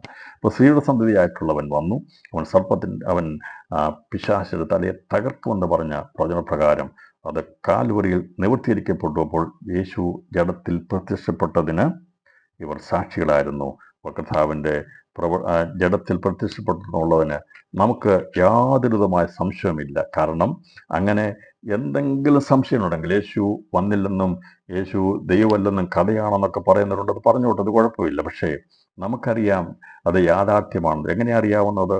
1 യോഹന്നാൻ 4-ാം അധ്യായം 2-ാം വാക്യത്തിൽ പറയുന്നു, ദൈവാത്മാവിനെ ഇതിനാൽ അറിയാം, യേശു ക്രിസ്തു ജഡത്തിൽ വന്നു എന്ന് സ്വീകരിക്കുന്ന ആത്മാവൊക്കെയും ദൈവത്തിൽ നിന്ന് ഉള്ളത്. അപ്പോൾ യേശു ക്രിസ്തു വചനമാം ദൈവം ജഡത്തിൽ വന്നു എന്ന് സ്വീകരിക്കുന്ന ആത്മാവൊക്കെയും ദൈവത്തിൽ നിന്നുള്ളത്. അപ്പോൾ ഏതെങ്കിലും രീതിയിൽ ഇതിന് വിരുദ്ധമായിട്ടുള്ള ആരെങ്കിലും സംസാരിച്ചാൽ, യേശു ക്രിസ്തു വന്നിട്ടില്ലെന്നോ, ദൈവം ജഡത്തിൽ വന്നില്ലെന്നോ, ദൈവം ജഡത്തിൽ വന്ന് മനുഷ്യനായി വന്നിട്ട് മരിച്ചിട്ടില്ലെന്നോ, ഉയർത്തെഴുന്നേറ്റിട്ടില്ലെന്നോ പറയുന്ന ഏതെങ്കിലും ആത്മാവുണ്ടെങ്കിൽ അതൊന്നും ദൈവത്തിൽ നിന്നുള്ളതല്ല.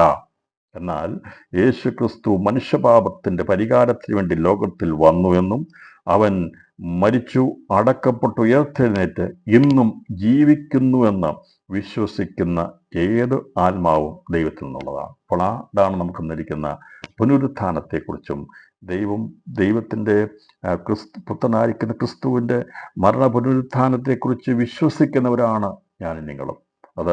നമുക്കത് ദൈവാത്മാവിനെ ഇതിനാൽ അറിയാം. ദൈവാത്മാവിൻ്റെ ടീച്ചിങ്ങിൻ്റെ പ്രധാന കാര്യം യേശുവിൻ്റെ പുനരുത്ഥാനമാണ്. ക്രിസ്തുവിൻ്റെ പുനരുത്ഥാനം ഇല്ലെങ്കിൽ നമ്മുടെ വിശ്വാസം വ്യർത്ഥമാണ്. യേശു മരിച്ച് അടക്കപ്പെട്ട് ഉയർത്തെഴുന്നേറ്റില്ലെങ്കിൽ കൊരിന്ത്യർക്ക് പറഞ്ഞു നമ്മുടെ പ്രസംഗം വ്യർത്ഥം, നമ്മുടെ വിശ്വാസം വ്യർത്ഥം. അതുകൊണ്ട് കാതലായിരിക്കുന്ന വിഷയം യേശുവിൻ്റെ പുനരുത്ഥാനമാണ്. ഞാനും നിങ്ങളും പ്രാർത്ഥിക്കുമ്പോൾ ദിവസങ്ങളിൽ പുനരുത്ഥാനത്തിൻ്റെ ശക്തിയിൽ പ്രാർത്ഥിക്കണം. അത് ദൈവത്തിൻ്റെ പുനരുത്ഥാനത്തിൻ്റെ ശക്തി വ്യാപരിക്കുന്ന മുറികളിൽ യേശുവിൻ്റെ പുനരുത്ഥാനത്തിൻ്റെ ശക്തിയിൽ ആശ്രയിച്ച് പ്രാർത്ഥിച്ചു കഴിഞ്ഞാൽ മരണത്തിൻ്റെ ബന്ധനങ്ങൾ അഴിഞ്ഞു മാറും, രോഗത്തിൻ്റെ കെട്ടുകൾ പൊട്ടുവാനിടയാത്തരും.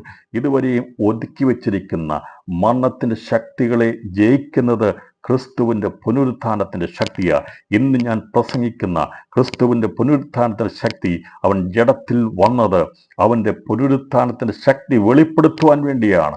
അവന് മാത്രമേ മരണത്തെ ജയിച്ച് ഉയർത്തെഴുന്നേൽക്കുവാൻ കഴിയത്തുള്ളൂ.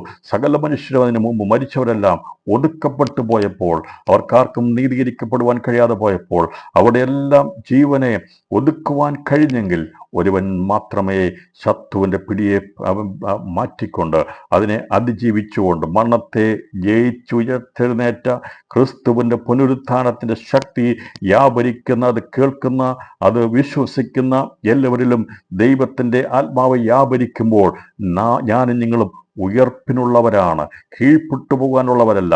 രാത്രി തളർത്തുന്ന, നമ്മെ നിരാശപ്പെടുത്തുന്ന, അടിച്ചൊടുക്കുവാൻ ശ്രമിക്കുന്ന, അടിമത്തമിടുവാൻ ശ്രമിക്കുന്ന പൈശാചിക നിരാശയുടെ ഭാരങ്ങളെ, അതിൻ്റെ വേദനകളെ, ശക്തികളെ ക്രിസ്തുയേശുവിൻ്റെ പുനരുത്ഥാനത്തിൻ്റെ ശക്തിയാൽ ഞാനും നിങ്ങളും ജയം പ്രാപിച്ചാൽ വിടുതൽ പ്രാപിക്കുന്നതാണ് സുവിശേഷം എന്നുള്ളത്.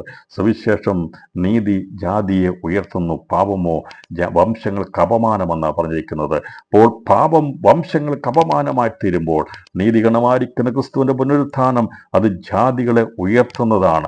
ആ പുനരുത്ഥാനത്തിന്റെ ശക്തി നമ്മളെ ഉയർത്തുന്നതാണ്. കഴിഞ്ഞ നാളുകളിൽ നാം താഴ്ത്തപ്പെട്ടവരായിരുന്നു, അപമാനമുള്ളവരായിരുന്നു. എന്നാൽ രാത്രിയിൽ പറയണം, ലോകപ്രകാരം നമ്മളെ ആരും ബഹുമാനിക്കുന്നില്ലെങ്കിലും മാനിക്കുന്നില്ലെങ്കിലും രാത്രിയിൽ വിളിച്ചു പറയണം, പാപമാണ് അപമാനമായിട്ടുള്ളത്. യേശു മുഖാന്തരമുള്ള രക്ഷ, ശുദ്ധീകരണം ഞങ്ങൾക്ക് അഭിമാനമാണ്. ക്രിസ്തുയേശുവിന്റെ പുനരുത്ഥാനം മുഖാന്തരമായി വിശുദ്ധന്മാരുടെ സഭയ്ക്ക് അപമാനമല്ല, അഭിമാനമാണ്. അതുകൊണ്ടാണ് ജീവൻ കൊടുത്തും യേശുവിനെ ആരാധിക്കുന്നത്.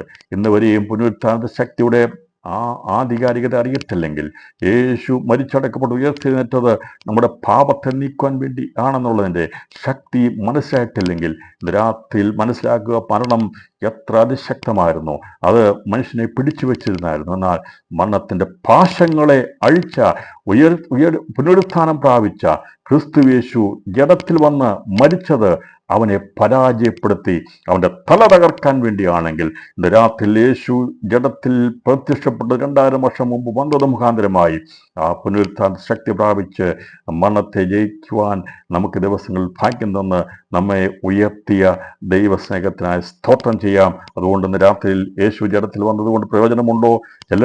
വല്ലരും ചോദിക്കും, 2000 വർഷം മുമ്പ് കൊണ്ട് ഒരാൾ വന്ന് മരിച്ചത് കൊണ്ട് എന്തെങ്കിലും പ്രയോജനമുണ്ടോ എന്ന് ചോദിച്ചാൽ നിശ്ചയമായിട്ടുണ്ട്. അന്ന് ക്രിസ്തു വന്നില്ലായിരുന്നെങ്കിൽ മരണത്തിന് അധികാരിയായി പിശാചിനെ മരണത്താൽ നീക്കാൻ കഴിയത്തില്ലായിരുന്നു.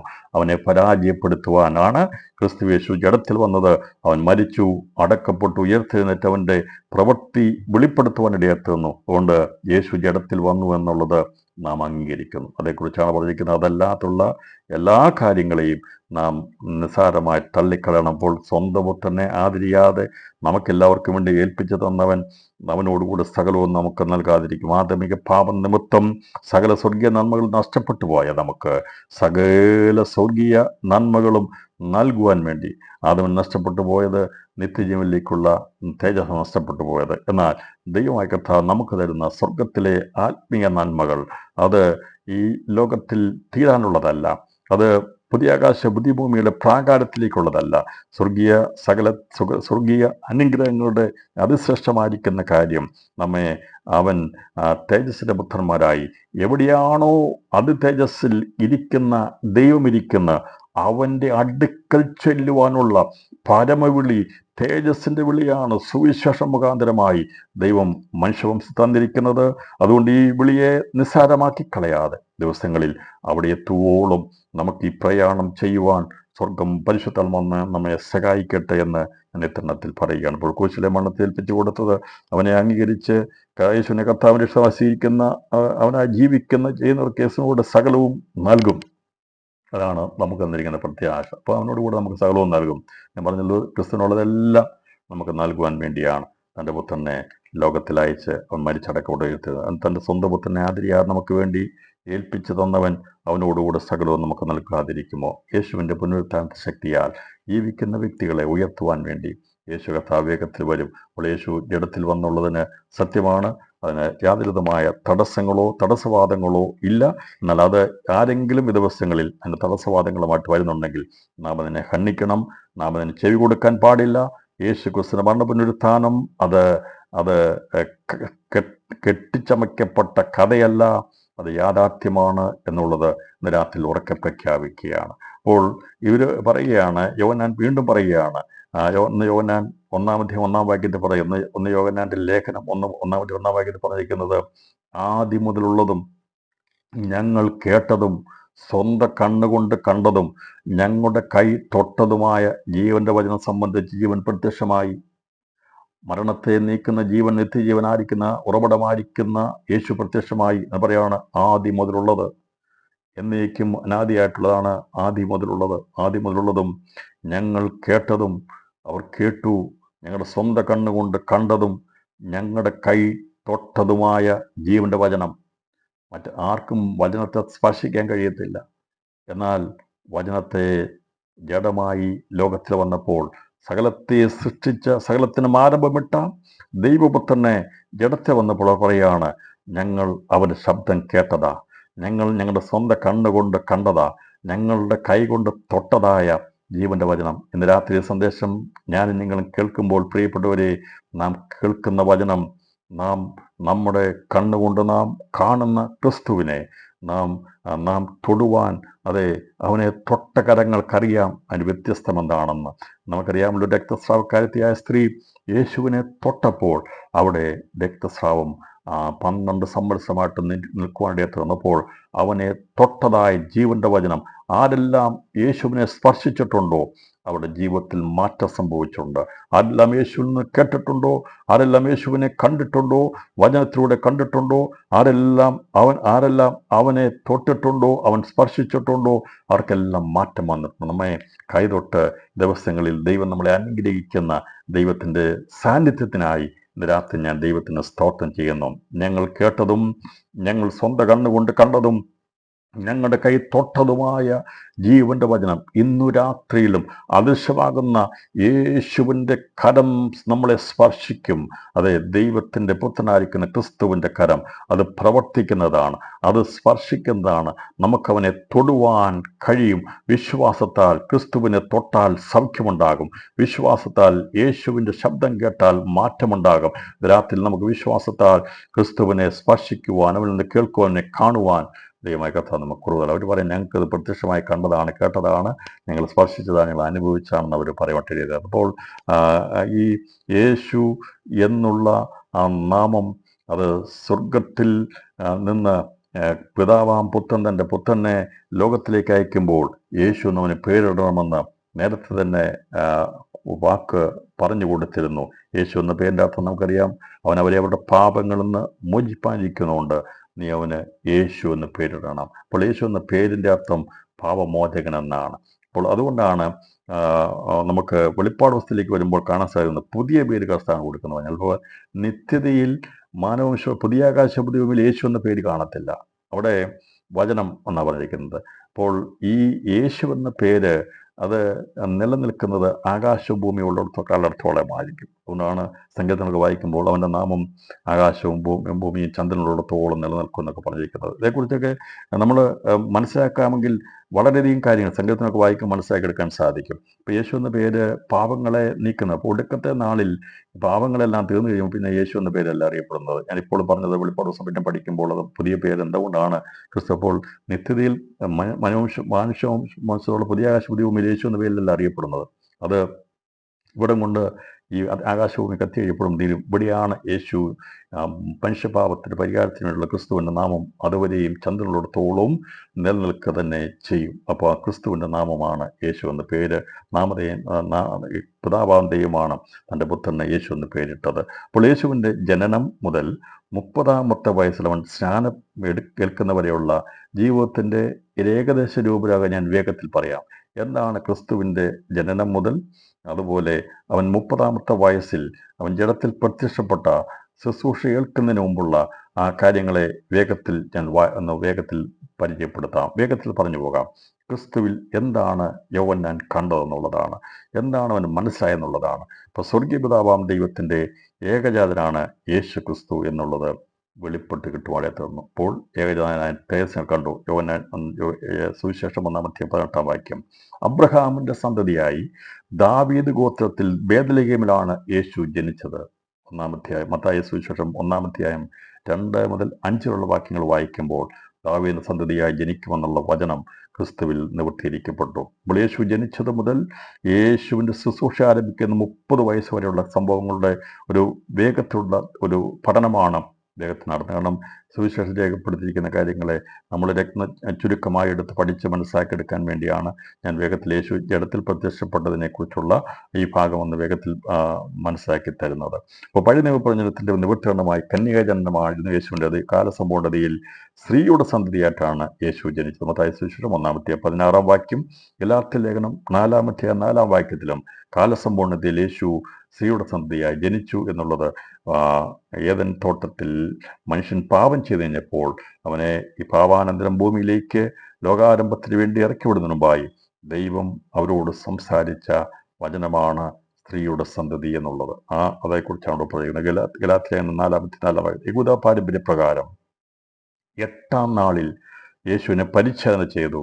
ദൈവിക അരുളപ്പാടിനനുസരിച്ച് അവന് യേശു എന്ന് പേർ വിളിച്ചു. ലൂക്കോസ് സുവിശേഷം 2-ാം വാക്യം. അപ്പോൾ ഈ പ്രമാണമൊക്കെ കൊടുക്കുമ്പോൾ പരിച്ഛേദനയൊക്കെ ദൈവം കൊടുത്ത് അന്ന് നാമകരണം ചെയ്യുമ്പോൾ ഇതെല്ലാം തൻ്റെ പുത്രനെക്കുറിച്ചും അത് നിവൃത്തിയിരിക്കപ്പെടേണ്ടതാണ്. അപ്പോൾ അന്ന് മോശ ഈ പ്രമാണമൊക്കെ എഴുതിയപ്പോൾ ഒരുവിന് പേരിടാൻ ഉണ്ടായിരുന്നു. സ്വർഗമിട്ട പേരാണ് യേശു എന്നുള്ളത്. 8-ാം നാളിൽ അവനെ പരിച്ഛേദന ചെയ്തു.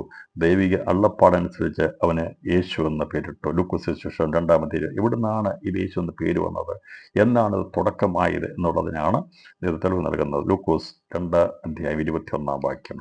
ഗലീലയിലെ നസ്രയത്തിലാണ് യേശു വളർന്നത്. അതുകൊണ്ടാണ് അവൻ നസ്രായൻ എന്ന പേരിലും അറിയപ്പെടുന്നത്. അപ്പോൾ ഗലീലയിലെ നസ്രയത്തിൽ ഒരിക്കലും ആരും പ്രതീക്ഷിക്കാത്തതാണ്. നസ്രയത്തിൽ നിന്ന് വല്ല നന്മയും വരുമോ എന്നൊക്കെ പ്രമാണമറിയാമെന്നവർ ചോദിച്ചിട്ടുണ്ട്.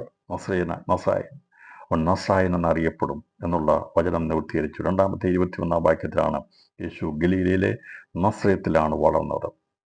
ദാവീദിൻ്റെ ഗോത്രത്തിൽപ്പെട്ട യോസഫ് ഈ കുടുംബസമേതം ആണ്ടുതോറും അവൻ യെരൂശലേം ദേവാലയത്തിൽ പെസഹ പെരുന്നാളിന് പോകുന്ന ഒരു പതിവുണ്ടായിരുന്നു. അപ്പോൾ അത് ഈ ഒരു പതിവ് തെറ്റിക്കുന്നില്ലായിരുന്നു. എല്ലാ വർഷവും പെസഹ പെരുന്നാളിന് യോസഫ് നീതിമാനായിരുന്നതുകൊണ്ട് അവൻ തെറ്റിച്ച് കളയത്തില്ല. നീതിമാന്മാരായിരിക്കുന്ന ദൈവിക തീരുമാനമെടുക്കുന്നവർക്ക് ചെയ്യുന്ന കാര്യങ്ങൾക്കൊരിക്കലും ഒരു അത് വീഴ്ച സംഭവിക്കത്തില്ല. അത് ചെയ്തുകൊണ്ടേയിരിക്കും. അവൻ കുടുംബസമേതം ആണ്ടുതോറുമുള്ള പെസഹയ്ക്ക് പോകുമായിരുന്നു.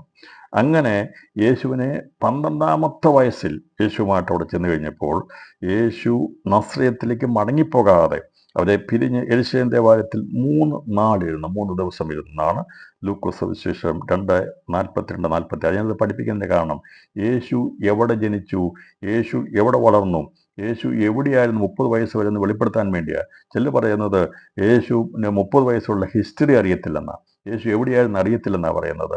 അതുകൊണ്ട് ഇന്ത്യയിലേക്ക് വന്ന് ഇവിടെ വന്ന് ശിക്ഷത്തെ മറ്റെടുത്ത് യേശു പഠിച്ചെന്നൊക്കെ പഠിപ്പിക്കുന്നവരുണ്ട്. എന്നാൽ പ്രിയപ്പെട്ടവരെ, യേശു എവിടെയാകുന്നുള്ളൊരു ചരിത്രം, യേശു ജഡത്തിൽ പ്രത്യക്ഷപ്പെട്ട ചരിത്രം, അത് പഴയ നിയമത്തിൻ്റെ പ്രവചനങ്ങൾ ഓരോന്നായി ഉൽപ്പത്തി പുസ്തകം മുതൽ ഓരോ പ്രവചന പുസ്തകങ്ങളിലൂടെ രേഖപ്പെടുത്തിയിരിക്കുന്ന കാര്യങ്ങളെല്ലാം പുതിയ നിയമത്തിൽ വെളിപ്പെട്ടു എന്നുള്ളതിൻ്റെ ഒരു വിവരണമാണ് ഞാൻ ദൈവാത്മാവിൽ നൽകുന്നത്. അപ്പോൾ യേശു എവിടെയായിരുന്നു ഈ 30 വയസ്സ് വരുന്നുള്ളതെന്ന് തെളിയിക്കാൻ വേണ്ടിയാണ് ഇത് പറഞ്ഞു. അപ്പോൾ യേശു ജഡത്തിൽ പ്രത്യക്ഷപ്പെട്ടോ, അവൻ വന്നോ എന്ന് ചോദിച്ചാൽ തെളിവുണ്ട്. അതിനുള്ള കാരണങ്ങളാണ് എല്ലാം വളരെ വ്യക്തമായി ദൈവം രേഖപ്പെടുത്തിയിരിക്കുന്നത്. യേശുവും യോസഫിനോടും മറിയോടും കൂടെ നസ്രത്തിലേക്ക് മടങ്ങിപ്പോയി അവർക്ക് കീഴടങ്ങിയിരുന്നു. ലൂക്കോസ് സുവിശേഷം 2-ാം അധ്യായം 49-51 വാക്യങ്ങളിൽ വീണ്ടും 12-ാമത്തെ വയസ്സിൽ യേശു 3 ദിവസം യെരൂശലേമിലിരുന്നു. അവനെ കൂട്ടിക്കൊണ്ടുവരുവാൻ വേണ്ടി അവർ വന്നപ്പോൾ അവൻ അവരോടുകൂടെ അനുസരണമുള്ളൊരു മകനായി മടങ്ങിപ്പോയി യോസഫിനോടും മറിയോടും കൂടെ നാസറേത്തിലേക്ക് മടങ്ങി അവർക്ക് കീഴടങ്ങിയിരുന്നു. മാതാപിതാക്കൾ കീഴടങ്ങിയിരിക്കാൻ പറഞ്ഞ പോലെ കീഴടങ്ങിയത്. അപ്പം വളർത്തച്ഛനായിരിക്കുന്ന യോസഫിനും മറിയയ്ക്കും യേശു കീഴടങ്ങിയത് 30 വയസ്സ് വരെ കീഴടങ്ങിയിരുന്നു. അവന് വിദ്യാഭ്യാസമില്ലാത്തവനായിരുന്നു. അവൻ അവിടുത്തെ സാധാരണ രീതിയിലുള്ള പുരോഹിതന്മാർ പഠിക്കുന്ന രീതിയിലുള്ള വിദ്യാഭ്യാസമില്ലായിരുന്നു. എങ്കിലും ദൈവശാസ്ത്രം അറിയാവുന്നവരായിരുന്നു. കാരണം ദൈവശാസ്ത്രം വചനമായിരിക്കുന്നവനല്ലേ, അവനെ ആര് പഠിപ്പിക്കാനാണ്? അപ്പോൾ അവൻ സകലം. അതുകൊണ്ടാണ് അവൻ അവരോട് തർക്കിച്ചപ്പോൾ, അവൻ സംസാരിച്ചപ്പോൾ അവർക്ക് അവനോട് മറുപടി പറയാൻ കഴിയാതിരുന്നു. അവന് വിദ്യാഭ്യാസമില്ലാത്തവനായിരുന്നെങ്കിലും ദൈവശാസ്ത്രം അറിയാവുന്നവരായിരുന്നു. യോഹന്നാൻ സുവിശേഷം 7-ാം അധ്യായം 15-ാം വാക്യം, നസ്രത്തിലെ പള്ളിയിലെ എല്ലാ ശബത്തിലും യേശു പതിവ് പോലെ പോകുമായിരുന്നു. ലൂക്കോസ് 4-ാം അധ്യായം 16-ാം വാക്യം. അപ്പോൾ യേശു എല്ലാ ശബത്തിലും പതിവ് പോലെ അവൻ പള്ളിയിൽ പോകുമായിരുന്നു. 30 വയസ്സ് വരെ അവനെ എല്ലാ വർഷത്തിലും യെരൂശലേം ദേവാലയത്തിൽ പെസഹ പെരുന്നാളിന് പോകുമായിരുന്നു. അവൻ നസ്രത്തിൽ വന്ന് ഉണ്ടായിരുന്നു 30 വയസ്സ് വരെ. ഒരു ശബത്തിൽ പോലും യേശു ദൈവത്തിൻ്റെ ആലയത്തിൽ അല്ലെങ്കിൽ പള്ളിയിൽ പോകാതിരുന്നിട്ടില്ല. നസ്രത്തിലെ പള്ളിയിൽ യേശു എല്ലാ ശബത്തിലും പോയിരുന്നു, പതിവ് പോലെ പോകുമായിരുന്നു. ലൂക്കോസ് സുവിശേഷം 4-ാം അധ്യായം 16-ാം വാക്യം. യോഹന്നാൻ സ്നാപകന്റെ ശുശ്രൂഷ കാലത്ത് യേശു നസ്രത്ത് വിട്ട് ബേഥാനിയിൽ എത്തിയിരുന്നു. അപ്പോൾ ഗലീലയിലെ നസ്രത്ത് വിട്ട് യേശു ബേഥാനിയിൽ സ്നാനപ്പെടുവാൻ വേണ്ടി എത്തുന്നതിനെ കുറിച്ചാണ് മത്തായി സുവിശേഷം 3-ാം അധ്യായം 13-ാം വാക്യത്തിൽ പറഞ്ഞിരിക്കുന്നത്. യേശുവിൻ്റെ 30-ാമത്തെ വയസ്സിൽ യോർദാൻ നദിയിൽ സ്നാപക യോഹന്നാന്റെ കൈക്കീഴിൽ സ്നാനമേറ്റു. യേശു പ്രാർത്ഥിക്കയിൽ പരിശുദ്ധാത്മാവ് ദേഹരൂപത്തിൽ പ്രാവുന്ന പോലെ അവൻ്റെ മേൽ ആവർത്തിച്ചു. ലൂക്കോസ് സുവിശേഷം 3-ാം അധ്യായം 21-22 വാക്യങ്ങൾ രേഖപ്പെടുത്തിയിരിക്കുന്നു. സ്നാപക യോഹന്നാൻ യേശുവിനെ ദൈവത്തിനായും ലോകത്തിന്റെ പാപത്തെ ചുമക്കുന്ന ദൈവജ്ഞനായും ഇസ്രായേലിന് വെളിപ്പെടുത്തി. യോഹന്നാൻ സുവിശേഷം 1-ാം അധ്യായം 29-34 വാക്യങ്ങൾ. അപ്പോൾ ദൈവവനെ വെളിപ്പെടുത്തുന്നവരെയും അവൻ രഹസ്യമായിട്ടിരിക്കുകയായിരുന്നു. എന്നാൽ ഒരു ദിവസം യേശുവിനെ വെളിപ്പെടുത്തേണ്ട ദിവസമായപ്പോൾ അതിൻ്റെ പ്രവൃത്തി അനുസരിച്ച് യോഹന്നാൻ സ്നാപകനോട് ദൈവം അവനെ സ്നാനപ്പെടുത്തുവാൻ വേണ്ടി അയച്ചപ്പോൾ യേശുവിനെ ഇസ്രായേൽ വെളിപ്പെടുത്തുവാൻ വേണ്ടിയാണ് അയച്ചത്. യേശുവിനെ ദൈവത്തിനായി ലോകത്തിന്റെ പാപത്തെ ചുമക്കുന്ന ദൈവജ്ഞനായും ഇസ്രായേൽ വെളിപ്പെടുത്തി. പരിശുദ്ധാത്മാഭിഷേകത്താൽ നിറഞ്ഞ യേശു സാത്താനാൽ പരീക്ഷിക്കപ്പെടുവാൻ ആത്മാവിനാൽ മരുഭൂമിയിലേക്ക് നയിക്കപ്പെട്ടു. ലൂക്കോസ് സുവിശേഷം 4-ാം അധ്യായം 1, മത്തായി സുവിശേഷം 4-ാം അധ്യായം 1-ാം വാക്യം. 40 ദിവസത്തെ പരീക്ഷയ്ക്ക് വേണ്ടി യേശു നയിക്കപ്പെട്ടതിനെക്കുറിച്ചും പരീക്ഷയെക്കുറിച്ചുമാണ് പറഞ്ഞിരിക്കുന്നത്. സാത്താന്റെ പരീക്ഷകളെ ജയിച്ച യേശു ആത്മാവിൻ്റെ ശക്തിയോടെ ഗലീലയിലെ നാസറേത്തിലേക്ക് മടങ്ങി വന്നു. ലൂക്കോസ് സുവിശേഷം 4-ാം അധ്യായം 14-16 വാക്യങ്ങൾ. പരീക്ഷ ജയിച്ചു കഴിയുമ്പോൾ ശക്തി ഉണ്ടാകും. അപ്പോൾ എന്ന് പറഞ്ഞാൽ ക്രിസ്തു ശക്തിയോടെ, ആത്മാവിൻ്റെ ശക്തിയോടെ ഇപ്പം നമുക്ക് ഈ അഭിഷേകവും പ്രാർത്ഥനയും വചനപഠനമൊക്കെ നടക്കുന്ന സമയത്ത് പരീക്ഷകളും വരും. അപ്പോൾ നമ്മെ പരാജയപ്പെടുത്തുവാൻ, ഇല്ലാതാക്കാൻ വേണ്ടിയാണ് ശ്രമിക്കുന്നത്. എങ്ങനെയെങ്കിലും നിന്റെ പ്രാർത്ഥന ഇല്ലാതാക്കണം, ഉപവാസം ഇല്ലാതാക്കണം, ആരാധന ഇല്ലാതാക്കണം എന്നുള്ള രീതിയിൽ ആ പരീക്ഷ വരുന്നത്. എന്നാൽ ഇതിനെ ജയിച്ചു കഴിയുമ്പോൾ ശക്തിയോടെയാണ് മടങ്ങി വരുന്നത്. അപ്പോൾ യേശു ഗലീലയിലെ നാസറേത്തിലേക്ക് മടങ്ങി വന്നു. അതുകൊണ്ട് പരീക്ഷ തളർന്നു പോകരുത്, പരാജയപ്പെട്ടു പോകരുത്. രാത്രിയിൽ ആരെങ്കിലും പരീക്ഷ സഹിച്ച് തളർന്നു പോകുന്നെങ്കിൽ നീ പരാജയപ്പെട്ടു പോകരുത്. ക്രിസ്തു 40 ദിവസം പരീക്ഷിക്കപ്പെട്ടു. അതിനുശേഷമായി അവൻ പരാജയപ്പെട്ട് ശക്തിഹീനായിട്ടല്ല വന്നത്. അവൻ ആത്മാവിൻ്റെ ശക്തിയോടെ ഗലീലയിലെ നസ്രത്തിലേക്ക് മടങ്ങി വന്നു. പരിശുദ്ധാത്മപൂർണനായ യേശുവിൻ്റെ പ്രവൃത്തി ഗലീലയിൽ തുടങ്ങി. ലൂക്കോസ് സുവിശേഷം 2-ാം അധ്യായം 3 മുതൽ 5 വരെയുള്ള വാക്യം. അപ്പോൾ യേശുക്രിസ്തു ജഡത്തിൽ ഒരു മനുഷ്യക്കുഞ്ഞായി ജനിച്ചത് മുതൽ അവൻ 30-ാമത്തെ വയസ്സിൽ സ്നാനപ്പെട്ട് 40 ദിവസത്തെ പരീക്ഷ സാത്താനെ ജയിച്ച് അവൻ ആത്മാവിൻ്റെ ശക്തിയോടെ ഗലീലയിൽ തുടങ്ങി അവൻ്റെ പ്രവൃത്തികൾക്ക് യേശുവിൻ്റെ ശിഷ്യന്മാർ സാക്ഷികളായതാണ് രണ്ടാമതായി നാം ചിന്തിക്കുന്നത്. അപ്പോൾ യേശു ജഡത്തിൽ പ്രത്യക്ഷപ്പെട്ടു എന്നുള്ളത് ദൈവവചനങ്ങളുടെ ആധികാരികതയിൽ അവൻ ശിശുവായി ജനിക്കുന്നതിന് മുമ്പുള്ള പ്രവചനങ്ങളുടെ അടിസ്ഥാനത്തിൽ യേശു ലോകത്തിൽ ജനിച്ചെന്നുള്ളത് അത് വചനത്തിന് തെളിവിൽ നമുക്ക് വരച്ചു കിട്ടിയിരിക്കുന്നതുകൊണ്ട് അത് മനസ്സിലായെന്ന വിശ്വാസത്തിൽ ഞാൻ അതിൻ്റെ 2-ാമത്തെ ഭാഗത്തിലേക്ക് പ്രവേശിക്കുകയാണ്. യോഹന്നാൻ കണ്ടത്, ശിഷ്യന്മാർ കണ്ടത് അവൻ്റെ പ്രവൃത്തികൾക്കാണ്. അപ്പോൾ ആത്മാവിൻ്റെ ശക്തിയോടെ യേശു ഗലീലയിലേക്ക് മടങ്ങി വന്ന ശുശ്രൂഷകൾക്ക് അവരുടെ ശിഷ്യന്മാർ സാക്ഷ്യം വഹിച്ചതാണ്. രണ്ടാമത് കർത്താവ് യേശു ജനനം മുതൽ 30 വയസ്സുള്ള ജീവിതത്തെക്കുറിച്ചുള്ള ഏകദേശ രൂപം ഇതിനോടകം മനസ്സിലായി എന്നുള്ളത് നമുക്കറിയാമല്ലോ. പരിശുദ്ധമായ യേശുവിൻ്റെ പ്രവർത്തനം ആരംഭിക്കുന്നത് ജാതികളുടെ ഗലീലയിലാണ്.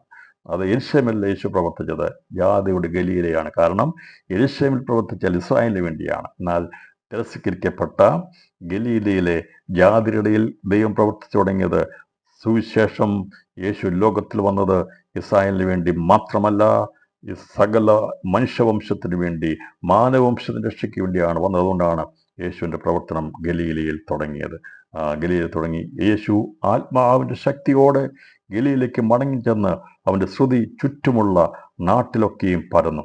ദൈവത്തിൻ്റെ ശക്തി വ്യാപരിച്ചു കഴിയുമ്പോൾ ഈ ദിവസങ്ങളിൽ അവൻ്റെ ശ്രുതി പരക്കുവാൻ ഇടയായി തീർന്നു. അന്ന് യേശുവിൻ്റെ ശക്തിയോടുള്ള ആ പ്രവൃത്തി വന്നപ്പോൾ അവൻ്റെ ശ്രുതി ചുറ്റുമുള്ള നാട്ടിലൊക്കെയും പരന്നതുപോലെ ദിവസങ്ങളിൽ ദൈവത്തിൻ്റെ ശക്തി നമ്മളുമേൽ അത്യധികമായി വ്യാപരിച്ചു കഴിയുമ്പോൾ നിന്നെ ആർക്കും ഒതുക്കി വെക്കാൻ കഴിയത്തില്ല. നിന്നെക്കുറിച്ചുള്ള ശ്രുതി, നമ്മെക്കുറിച്ചുള്ള ശ്രുതി ചുറ്റുമുള്ള നാട്ടിലൊക്കെയും പരക്കുവാൻ ഇടയായിത്തരും. അതുകൊണ്ട് ഈ ദിവസങ്ങളിൽ യേശുവിൻ്റെ ആത്മാവിൻ്റെ ശക്തി പരീക്ഷ തികഞ്ഞ് എഴുന്നേറ്റ് വരുന്ന ജീവിതങ്ങളുടെ മേൽ ദൈവത്തിൻ്റെ ശക്തി വ്യാപരിച്ചു കഴിയുമ്പോൾ അവർ ഒതുങ്ങിപ്പോവുകയല്ല ചെയ്യുന്നത്. അവരെ ദൈവം ചുറ്റുമുള്ള നാട്ടിലേക്ക് അതിൻ്റെ ശ്രുതി പരത്തുന്നെങ്കിൽ ആ സൗരഭ്യവാസന ഇന്നയോളം പരക്കുകയാണ്.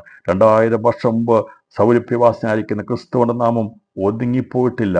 മനുഷ്യനുള്ള എല്ലാ സ്ഥലങ്ങളിലേക്കും അത് വ്യാപരിച്ചുകൊണ്ടിരിക്കുന്നത് പോലെ ദൈവത്തിന് ശക്തി പ്രാപിക്കും തോറും നീ ഒതുക്കപ്പെടുകയില്ല. നിന്നെക്കുറിച്ചുള്ള ശ്രുതി നാട്ടിലൊക്കെയും പരക്കുന്നത് പോലെ പരത്തുവാൻ ദൈവാത്മാവ് ചിലരെ ദിവസങ്ങളിൽ പരീക്ഷയിൽ തികഞ്ഞവരാക്കി വെളിയിൽ കൊണ്ടിരുന്ന വർഷമാണ് 2025 ഞാൻ ആത്മാവിൽ ദൂതുകൂടി ഇതിനുള്ള ബന്ധത്തിൽ അറിയിക്കുകയാണ്. ദിവസങ്ങളിൽ ചുറ്റുമുള്ള നാട്ടിലൊക്കെയും പരക്കണം. അത് നീ അനുഭവിച്ചത് ഒറ്റയ്ക്ക് അനുഭവിച്ചത്, ആരും അറിയാതെ രഹസ്യത്തിലാണ് അറിഞ്ഞത്, വേദനപ്പെട്ടത്, ഭാരപ്പെട്ടത്. യേശു ഒറ്റയ്ക്കായിരുന്നു പരീക്ഷ മുഴുവൻ സഹിച്ചത്. എന്നാൽ അവൻ്റെ ശക്തി തികഞ്ഞു കഴിഞ്ഞപ്പോൾ, അവൻ്റെ ശക്തിയോടെ പ്രവർത്തിക്കാൻ തുടങ്ങി കഴിഞ്ഞപ്പോൾ അവൻ ഒരു ഒറ്റയ്ക്കിരുന്ന് കരഞ്ഞത് അല്ലെങ്കിൽ പ്രവർത്തിച്ചത്. ഈ ദിവസങ്ങളിൽ ഞാനും നിങ്ങളും ഒറ്റയ്ക്ക് അനുഭവിച്ചത് ഭാരപ്പെട്ട വേദനകൾ, നിരാശകൾ, ദുഃഖങ്ങൾ എല്ലാം ശക്തി തികച്ചെടുക്കാൻ വേണ്ടിയ, അത് ദേശങ്ങളിൽ പരക്കാൻ വേണ്ടിയാണ്. അവരെ ഒതുക്കാൻ കഴിയത്തില്ല, എന്നാൽ അവരെ പരസ്യപ്പെടുത്തുവാൻ ദൈവത്തിൻ്റെ ആത്മാവിന് കഴിയുമെന്നുള്ളതാണ് ഈ ഭാഗം വായിക്കുമ്പോൾ നമുക്ക് കാണാൻ സാധിക്കുന്നത്. യെശയ്യാവ് പ്രവചനാത്മാവിൽ അഭിഷിക്തനായ ദൈവത്തെക്കുറിച്ച് എഴുതിയിരിക്കുന്ന ഭാഗം ആണ് കർത്താവായ യേശു ക്രിസ്തു ഈ അഭിഷേകം പ്രാപിച്ച് അങ്ങോട്ട് ചെന്നപ്പോൾ എടുത്തു കൊടുത്ത പുസ്തകം തുറന്നപ്പോൾ കിട്ടിയത്. ചിലപ്പോൾ വേദപുസ്തകം എടുത്ത് നമ്മൾ തുറക്കുമ്പോൾ നമുക്ക് കിട്ടും, നമ്മോട് ദൈവാത്മാവ് സംസാരിക്കും, നമ്മളോട് ഇടപെട്ട് സംസാരിക്കും കർത്താവ്. അതുകൊണ്ടാണ് വേദപുസ്തകം എടുത്ത് വായിക്കാൻ പറ്റുന്നത്. പാഠപ്രയാസമൊക്കെ ഉണ്ടാകുമ്പോൾ നമ്മളെടുത്ത് വായിക്കാൻ പറ്റും. അതൊരു ഒരു ഇതല്ല, ആചാരമല്ല. എന്ന് പറഞ്ഞാൽ യേശു ക്രിസ്തു ആത്മാവിശക്തിയോടെ കയറി പള്ളിയിലേക്ക് എന്നപ്പോഴത്തേൻ്റെ പുസ്തകം വിടർത്തി കൊടുത്തത് അത് യെശയ്യാവിൻ്റെ പ്രവചനം 61-ാം അധ്യായമാണ്. യെശയ്യാവിൻ്റെ പ്രവചനം 61-ാം അധ്യായം. അതിൻ്റെ 1 മുതൽ 4 വരെയുള്ള ഭാഗങ്ങളാണ് കൊടുത്തത്. പക്ഷെ അത് മുഴുവൻ യേശു വായിച്ചില്ല. വായിച്ചത് ലൂക്കോസ് 4-ാം അധ്യായം 18-ാം വാക്യത്തിൽ രേഖപ്പെടുത്തി ഇത്രയുമാണ്: ദരിദ്രന്മാർ സുവിശേഷം അറിയിപ്പാൻ കർത്താവിനെ അഭിഷേകം ചെയ്യുക, അവൻ്റെ ആത്മാവ് എൻ്റെ മേലുണ്ട്. ബദ്ധന്മാർക്ക് വിടുതലും കുരുടന്മാർക്ക് കാഴ്ചയും പ്രസംഗിപ്പാനും പീഡിതന്മാരെ വിട്ടയപ്പാനും കർത്താവിൻ്റെ പ്രസാദവർഷം പ്രസംഗിപ്പാനും എന്നെ അയച്ചിരിക്കുന്നു. ആ ഭാഗം വായിച്ചു. ദൈവമായ കർത്താവ് അത് മടക്കി ആ പുസ്തകം തിരികെ ഏൽപ്പിച്ചു. എന്നിട്ട് പറഞ്ഞു, ഇന്ന് ഇത് നിങ്ങൾ കേൾക്കുകയിൽ ഈ വചനത്തിൽ നിവൃത്തി വന്നു. ഇനി അതിൻ്റെ ബാക്കി ഭാഗമുണ്ടെങ്കിൽ പ്രതികാര ദിവസത്തെക്കുറിച്ച് പറഞ്ഞ കാര്യം, പ്രസാദ വർഷം കഴിഞ്ഞാൽ പിന്നീടുണ്ടാകുന്ന ആണെങ്കിൽ രണ്ടാം വരവിൻ്റെ സ്വർഗത്തിൽ ആരംഭം കുറിക്കുന്ന അത് ന്യായവിധിക്കുന്ന പ്രതികാര ദിവസത്തോടുള്ള ബന്ധത്തിലുള്ള കാര്യങ്ങളാണ്. അപ്പോൾ പ്രസാദ വർഷത്തോടുള്ള ഭാഗം മാത്രമാണ് യേശു അന്ന് എടുത്ത് സംസാരിച്ചത്.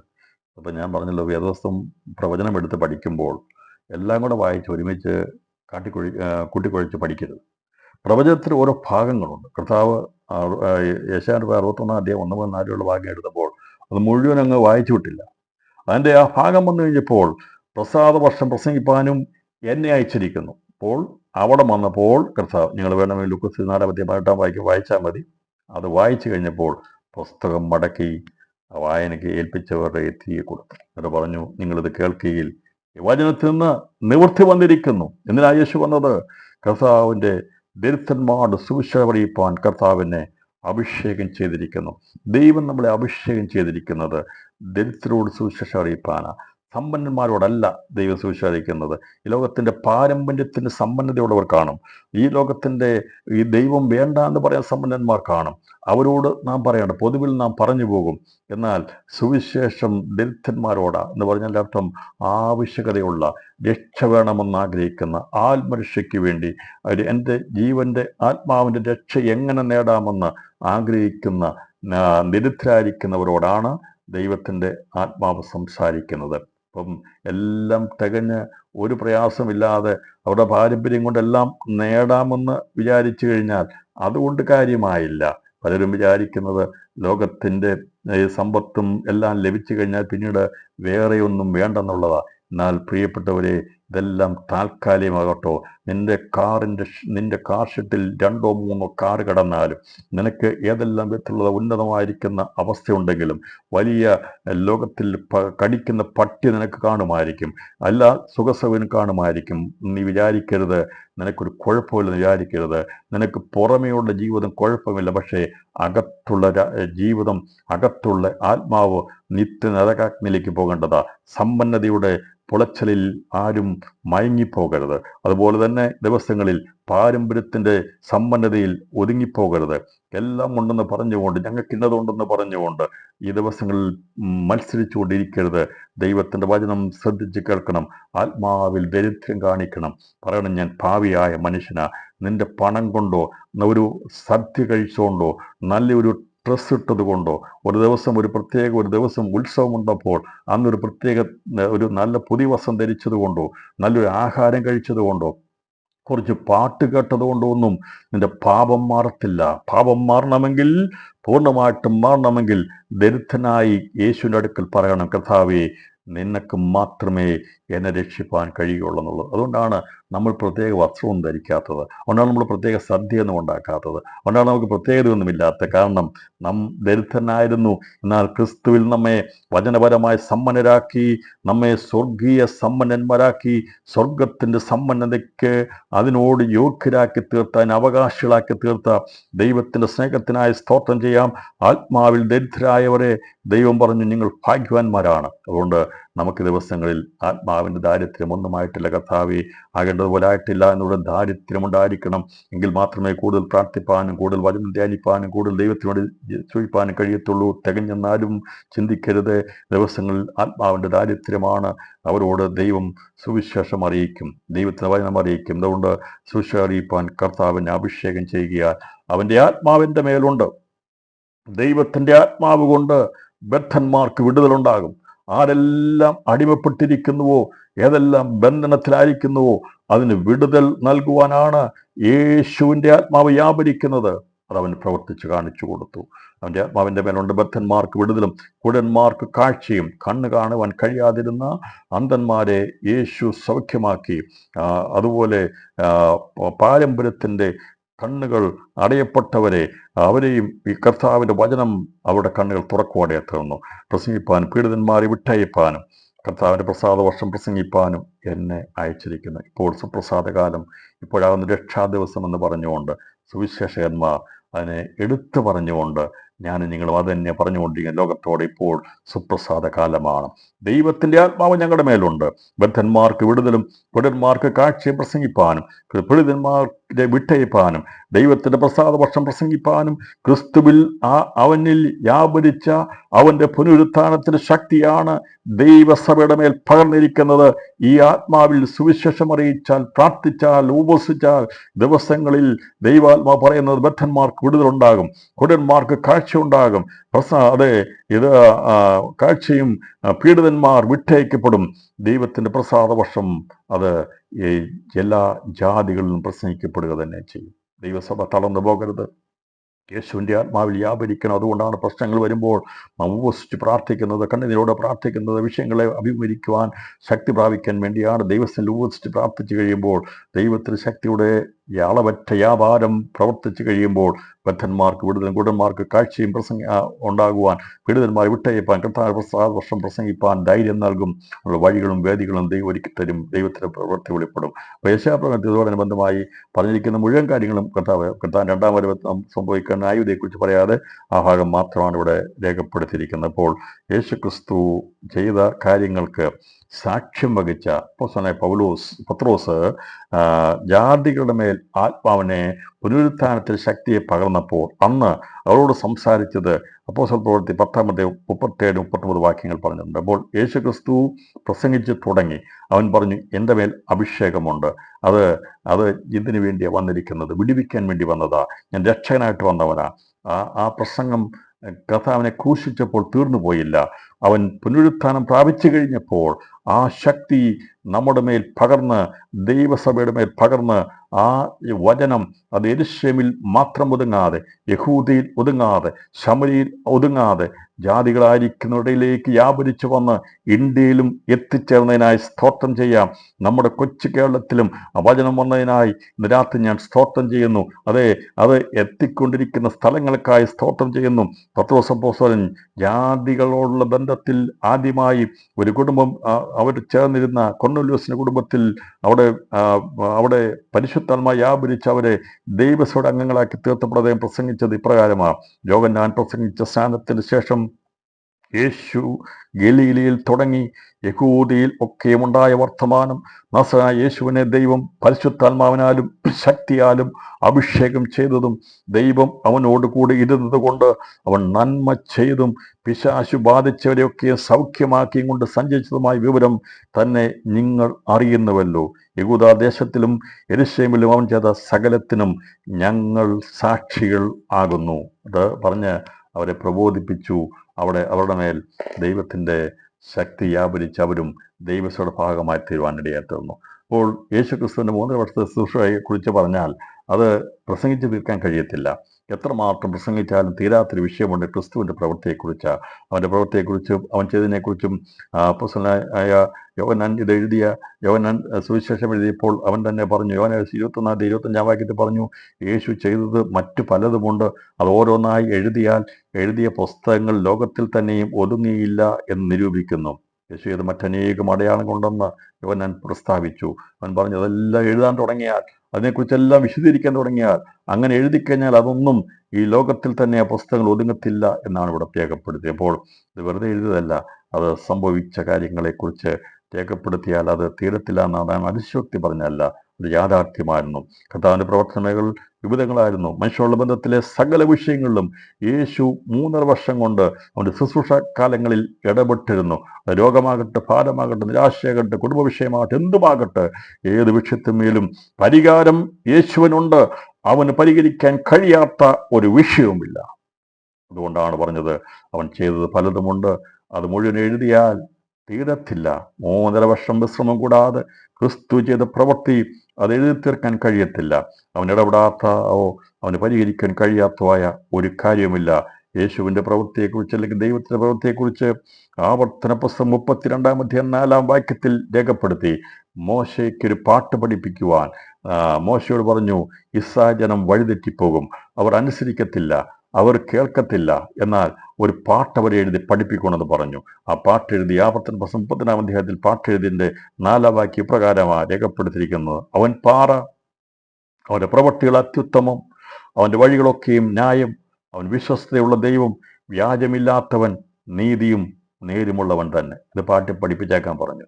ഈ പാട്ട് പഠിപ്പിക്കുന്നതിനാണെന്നറിയാമോ? ചിലർക്ക് വേദോസ്തം വായിച്ചാൽ മനസ്സിലാകത്തില്ല, ചിലർക്ക് പഠിപ്പിച്ചാൽ മനസ്സിലാകത്തില്ല. അപ്പോൾ അതുകൊണ്ടാണ് പറയുന്നത്, ആത്മീയ ഗീതങ്ങളാലും തമ്മിൽ പാടിയും ഒക്കെ ഈ വചനം നമ്മൾ പഠിക്കാൻ വേണ്ടിയാ പാട്ട് എഴുതിയത്. പിശാചനത്തിന് ന്യായപ്രമാണമൊന്നും മനസ്സിലാക്കാൻ കഴിയത്തില്ല, അവരോട് വായിച്ചു കൊടുത്താൽ പിടികിട്ടത്തില്ല. അവരോട് പറഞ്ഞു, പാട്ട് പാടി അങ്ങ് കാണാതെ പഠിപ്പിച്ചേക്കാൻ പറഞ്ഞു. നമുക്ക് പാട്ട് തരുന്നതിൻ്റെ കാരണം അതാ. ഈ പാടുമ്പോൾ അതൊക്കെ ഒന്ന് ധ്യാനിച്ച് പാടിയാൽ എന്തെല്ലാം മർമ്മങ്ങൾ അതിനകത്ത് രേഖപ്പെടുത്തിയിരിക്കുന്ന അറിയാവോ? അപ്പോൾ പാട്ട് പാടുമ്പോൾ അത് ധ്യാനിച്ച് പാടാൻ പറയുന്നത് അത് നമ്മുടെ മനസ്സിലേക്ക് വരാൻ വേണ്ടിയാ. അതുകൊണ്ടാണ് പാട്ടുകൾ നമ്മൾ സ്ഥിരമായി പാടിക്കൊണ്ടിരുന്നത്. യേശു നല്ലവൻ വല്ലവൻ എന്നൊക്കെ നമ്മൾ പാടുമ്പോൾ ആ പാട്ടിൽ മറിഞ്ഞിരിക്കുന്നത് എത്രയോ വലുത്. വേദത്തിന്റെ ഭാഗങ്ങളൊക്കെ എടുത്ത് വഴിച്ചു കഴിഞ്ഞാൽ യശാന്റെ പദത്തിലൊക്കെ പറഞ്ഞ ഭാഗങ്ങളാണ് രേഖപ്പെടുത്തിയിരിക്കുന്നത്. ഇവിടെ കർത്താവിനറിയാം എങ്ങനെയാണ് ഇവരെ പഠിപ്പിച്ചെടുക്കേണ്ടെന്നുള്ളത്. ഈ പാട്ട് പിന്നെ പഠിക്കും, അവർ പാടുന്നതിന് മോശയുടെ പാട്ട് അവർ ഒരിക്കൽ പാടുവാനുള്ളതാ. ഇന്ന് അവർക്കത് മനസ്സിലാകത്തില്ലെന്നാൽ അവരുടെ പ്രതികൂല സമയങ്ങൾ വരുമ്പോൾ, പ്രശ്നങ്ങൾ വരുമ്പോൾ രക്തസാക്ഷികളായിട്ടിരുന്നവർ അന്ന് മോശയുടെ പാട്ടും പാടും.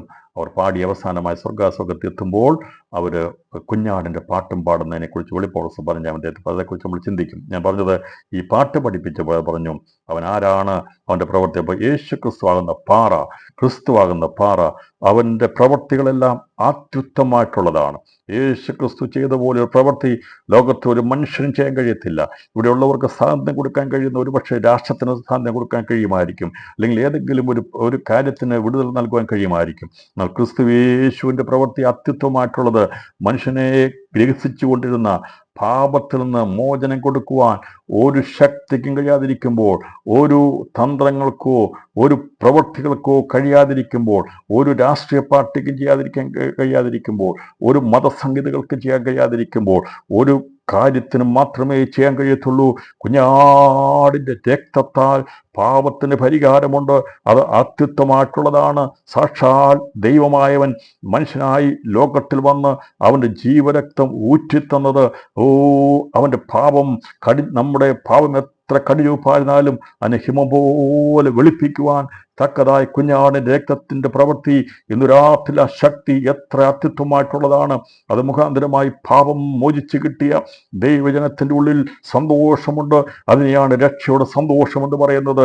അതെ, ലോകത്തിൽ എത്ര കോടിക്കണക്കിന് രൂപ നിങ്ങൾക്ക് ലഭിച്ചാലും അതെല്ലാം താൽക്കാലികമാണ്. എന്നാൽ കുഞ്ഞാടിൻ്റെ രക്തം കൊണ്ടുള്ള കഴികൾ ശുദ്ധീകരണം പ്രാപിച്ചിട്ടുണ്ടെങ്കിൽ ഇന്ന് രാത്രി കരമുയർത്തി പറയണം, എൻ്റെ യേശുവിൻ്റെ പ്രവൃത്തി അത്യുത്തമമായിട്ടുള്ളതാണ്. അവൻ കാൽവലിച്ചു രക്തം കൊണ്ട് എൻ്റെ പാപം പരിഹരിച്ചതുകൊണ്ട് എന്നിൽ നല്ല പ്രവൃത്തിയാണ് ദൈവം ചെയ്തിരിക്കുന്നത്. ക്രിസ്തു യേശുവിൽ നമ്മൾ നല്ല പ്രവൃത്തിയെ ചെയ്തവൻ ക്രിസ്തുവിൻ്റെ നാളോളം അതിനെ തികയ്ക്കും.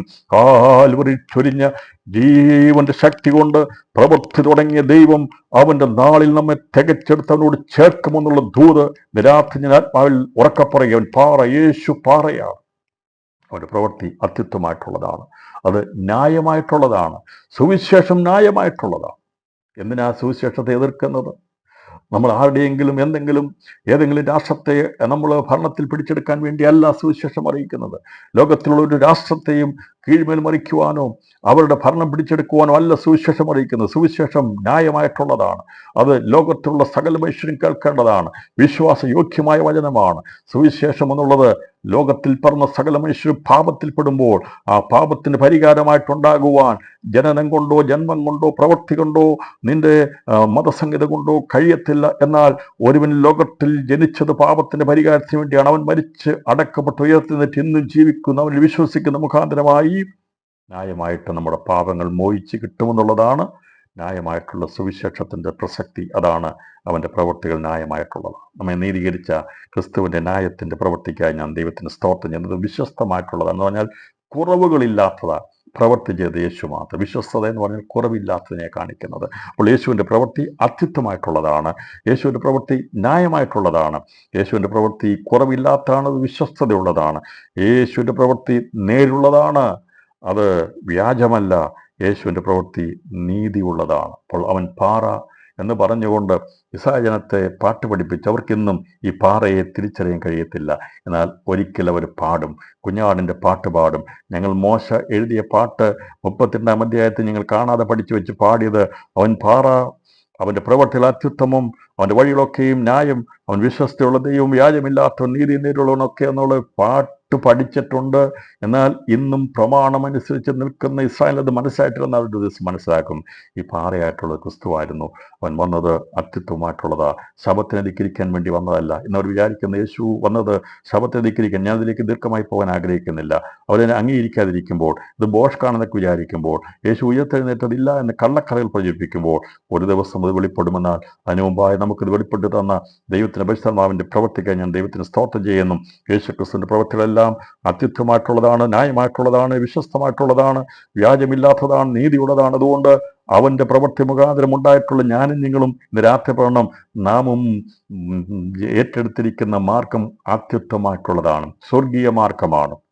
അത് ന്യായമായിട്ടുള്ളതാണ്, അത് വിശ്വസ്തമായിട്ടുള്ളതാണ്, വ്യാജമില്ലാത്തതാണ്, നീതിയുള്ളതാണ്. അപ്പോൾ അതുകൊണ്ട് അവൻ്റെ പ്രവൃത്തി മുഖാന്തരം നമ്മെ നീതിയുള്ളവരാക്കി തീർത്തു, വ്യാജമില്ലാത്തവരാക്കി തീർത്തു, വിശ്വസ്തയുള്ളവരായിട്ട് തീർത്തു, ന്യായമുള്ളവരായി തീർത്തു, അത്യുത്തമമായിട്ടുള്ളതായി തീർത്തു. അതുകൊണ്ടാണ് പൗലോസ് പറഞ്ഞിരിക്കുന്നത്, ഞാൻ വിട്ടുപിരിഞ്ഞ് ക്രിസ്തുവോട് ചേരുന്നത് അത്യുത്തമം എന്ന് പറഞ്ഞാൽ ഇവിടെ ലോകത്ത് ജീവിച്ച് ഏറ്റവും അത്യുത്തമമായിട്ടുള്ളത് വിട്ടുപിരിഞ്ഞവനോട് ചേരുന്നതാ.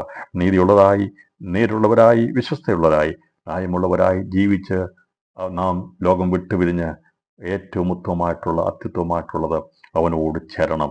ആ പ്രവൃത്തിയാണ് ക്രിസ്തു നമ്മളോട് ചെയ്തെടുക്കുന്നത്. രാത്രി പേർക്ക് അവൻ്റെ പ്രവൃത്തിയിൽ വിശ്വസിക്കാൻ കഴിയും.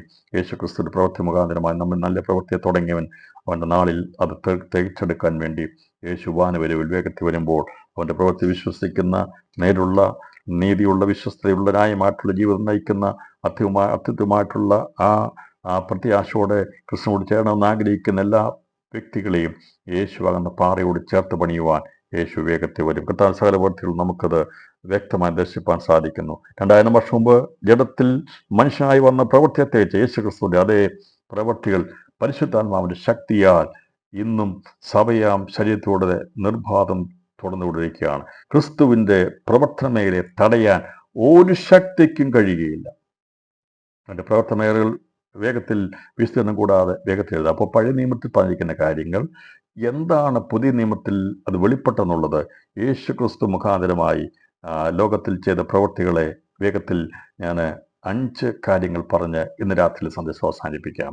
ബാക്കിയുള്ള ഭാഗം കൂടി തീർക്കണമെന്ന് ആഗ്രഹിച്ചെങ്കിൽ സാധിക്കത്തില്ലാത്തതുകൊണ്ട് ഇന്ന് രാത്രി ഞാൻ അവസാനിപ്പിക്കാൻ പോവുകയാണ്. അപ്പോൾ ഇവിടെ പറഞ്ഞിരിക്കുന്ന 5 കാര്യങ്ങൾ, പഴയ നിയമത്തിൽ പറഞ്ഞിരിക്കുന്ന മോശയുടെ പാട്ടിൽ പറഞ്ഞിരിക്കുന്ന കാര്യങ്ങൾ അത് വേഗത്തിൽ പറഞ്ഞാൽ മനസ്സിലാകത്തില്ല. എന്നാൽ സുവിശേഷം മുഖാന്തരം നമുക്ക് അനുഭവമായതുകൊണ്ട് നമുക്ക് പറഞ്ഞാൽ മനസ്സിലാകും. യേശു പാപികളെ രക്ഷിക്കുന്നു. അത്യുത്തമമായിട്ടുള്ള പ്രവൃത്തിയാണ്. യേശു പാപികളെ രക്ഷിക്കുന്നു. യേശു രോഗികളെ സൗഖ്യമാക്കുന്നു. അത് ന്യായമായിട്ടുള്ളതാണ്. രോഗികളെ സൗഖ്യം, ഏത് രോഗത്തെ സൗഖ്യമാക്കുവാൻ ദൈവത്തിന് കഴിയും. അശുദ്ധാത്മാക്കളെ പുറത്താക്കുന്നു. വ്യാജത്തിന്റെ സകല ശക്തിയെയും പുറത്താക്കി സത്യത്തിന്റെ ആത്മാവിനെ നമ്മൾ പുറത്താക്കുന്നു. പരിശുദ്ധാത്മാവിനെ നൽകുന്നു. നിത്യരാജ്യത്വം സ്ഥാപിക്കുന്നു. മാറാത്ത രാജ്യം യേശു സ്ഥാപിക്കും. ക്രിസ്തു മുഖാന്തരമായി അവന്റെ പ്രവൃത്തി ലോകത്തിൽ നിർബാധം നടന്നുകൊണ്ടിരിക്കുന്നത്. യേശു പാപികളെ രക്ഷിക്കുന്നു. അവൻ രോഗികളെ സൗഖ്യമാക്കുന്നു. അശുദ്ധാത്മാക്കളെ പുറത്താക്കുന്നു. പരിശുദ്ധാത്മാവിനെ നൽകുന്നു. നിത്യരാജ്യത്വം സ്ഥാപിക്കുവാൻ വേണ്ടി വേഗത്തിൽ യേശു വരും. മറ്റാരും ചെയ്തിട്ടില്ലാത്ത പ്രവൃത്തികളാണ് കർത്താവ് ചെയ്തിട്ടുള്ളത്. അതുകൊണ്ട് ദിവസങ്ങളിൽ അതിനോട് ചെയ്യുവാൻ തുല്യം ചെയ്യാൻ ഒന്നുമില്ല.